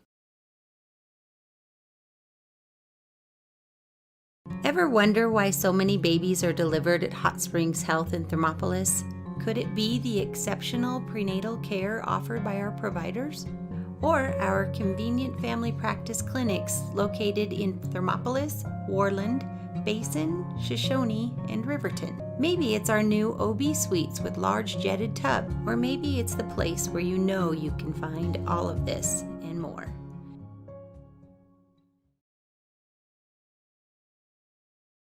The choice is yours. Sutherland's Friends of the Family Plus Consumer Credit Card lets you choose from 5% off instantly at the register or special financing on qualifying purchases. That means no forms, no waiting, no rebates. You can choose 5% off instantly with your Sutherland's credit card. Got a big project? Choose special financing. The choice is yours with Sutherland's Friends of the Family Plus Consumer Credit Card. Subject to credit approval. Minimum monthly payment required. See store for details. Only at Sutherland's. From the wide open spaces to the canyon near you, Wyoming.com is reaching more homes and businesses than ever before. For more than 25 years, we've aimed to provide the best internet and phone service to meet the needs of our customers all across the great state of Wyoming. Now it's getting even better. Wyoming.com, expanding to an area near you. Wyoming.com. We're out there.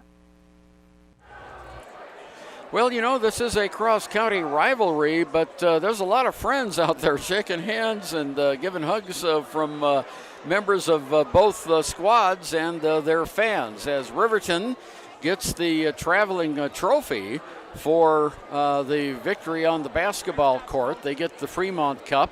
The Lander girls got the Fremont Cup in the first game with their victory. Looking at Riverton scoring, Parker Paxton had 22 points to lead the Wolverines. In double figures, Lucas Engel had 10. Tanner Johnson, 9. Jason Vincent had 8. 4 points in the game by Cade Gabrielson, 3 points by Ace Sage, who came in right at the end of the game. For the Lander Tigers, looking at their scoring, Tisso Gwena was the only player in double figures tonight. He had a total of 13 points. Abe Lopez had 5. He had 5 at halftime and didn't score in the second half. 4 points by Brennan Stauffenberg. 3 points by Colin Wheeler. 2 points each by Bennett Washburn and Tanner Bird, and 1 point by Jace Leclerc. So the Tigers trailed at the end of the first period 14-0. And that pretty much set the tone for the game. The poor first quarter by Lander, or the excellent first quarter by Riverton, depending on which way you look at it. Lander then outscored Riverton 13-11 in that second period of play, and they trailed at halftime 25-13. And then in the third period, Lander outscored Riverton 13-11 to trail 34-22. But Riverton scored 9 points to Lander's 8 in that final period of play. And that first big bunch of points, Josh, was just too much for Lander to overcome. And they lose tonight to their cross-county rivals. Yeah, even if you take out that scoring burst by Riverton, basically you take out the first quarter of the game, and this would be a 30-42 contest. Unfortunately, Tigers came out really flat. They had no open looks. They had no shots falling. That was pretty much the theme of this contest all the way through in the second quarter, and then in the second half. They had some good open looks open up. Tissot took charge. We saw that embrace between him and Coach Mullins, giving him the praise that he was working hard, taking that leader aspect that he wants him to do, because he knows that Tissot is a gifted athlete and that he's definitely the best athlete on the team. I mean, of course, Tigers all around have multi-sport athletes that play football and basketball and do all sorts of different things. But Tissot definitely has the best outside shot and does have the most athleticism on this Tiger roster.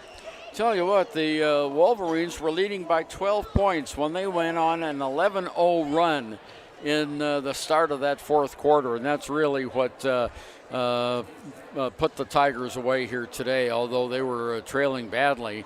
But that 11-0 run by Riverton clinched it. I see Nihei Black down there for the Tigers.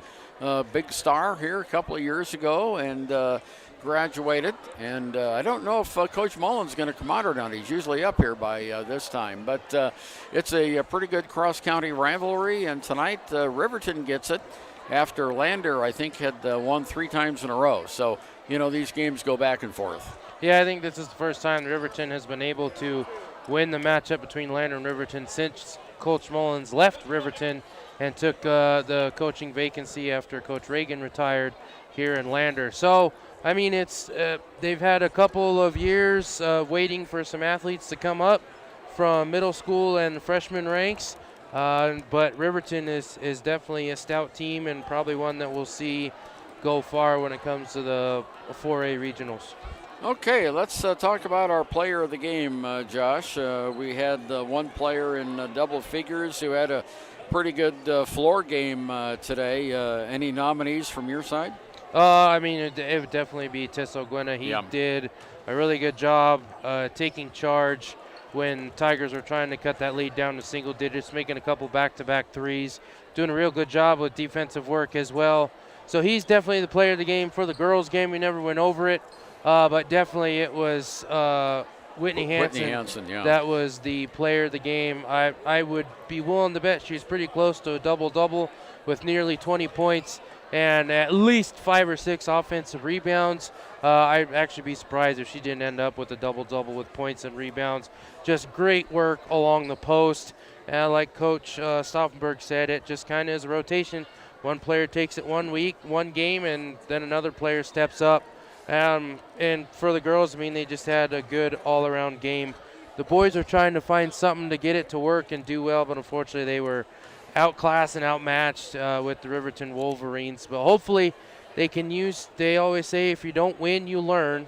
So hopefully they can learn something from this contest, and it's not exactly a momentum builder you're looking for going into the depths of the conference matchup, but hopefully, they learn something from this, come out bigger, better, stronger, and are able to get some conference matchups going, as it looks like Coach Mullins is making his way up Coach Mullins now, yeah. And we will talk now with Lander Valley head basketball coach Stu Mullins. And Coach, the team hit a buzzsaw tonight. Riverton hit those outside shots. They went up on you by 14 points at the end of the first quarter, and Tigers had a tough time trying to come back. Yeah, and all credit to them. They have been close the last few years against us, and it's a dang good team. we knew that going in, and we knew it was going to be a tall task, and it magnifies some of our issues, which we struggle to score, and we're going to continue to look at different guys, and we're going to continue to look at different schemes and that type of stuff, and we'll hit a spark. You just never know what it's going to be, and early on, we had layups and opportunities and open shots, and you just got to, we just didn't hit them. And that probably changes the whole trajectory of the game because, our kids saw that we could play with them. I think we cut it to 7 maybe at one point, but, if we could get one more push, I thought in that fourth quarter, then we could play with them, and that the opposite happened. So yeah, they outscored you 11-0 to start the fourth quarter, and that kind of put the bow on the package. Yeah, yep. Yeah. And again, that's a team that's likely going to be competing for a state semifinal spot. They got the whole package. I mean, they can go inside. I mean, you just look at them, and they're tremendous athletes, and they've been in the weight room, and those things matter. And credit to them. Yeah. Now we've got Warland and Lovell coming in. Warland's had the hot hand of late. Yeah. Yep. Another good team. As good or better than this one, probably just maybe not as physical, but they get after it on defense, and they're going to be more of a man team than this team was sitting in the zone, and so hopefully we have some opportunities, but that's the biggest thing, and I was so proud of our kids for just putting this one in perspective, and pretty much, a bunch of them spoke and just said, this is on the back burner, and we're ready for Warland, and that's the tough thing, it's fun to play games, but at the same time, it would be nice to focus on conference, and we've lost two days getting ready for Warland, and right. And so we got to be ready to go. All right. Well, I know you'll have them ready. You'll have a couple of good days of practice here, and we'll see you again Friday night here at the field house against the Warland Warriors. Absolutely. Thanks, guys. Thanks, Coach Stu Mullins, the Lander Valley High School head football coach. Our final score again was 56-30. We'll be back with the final word right after this.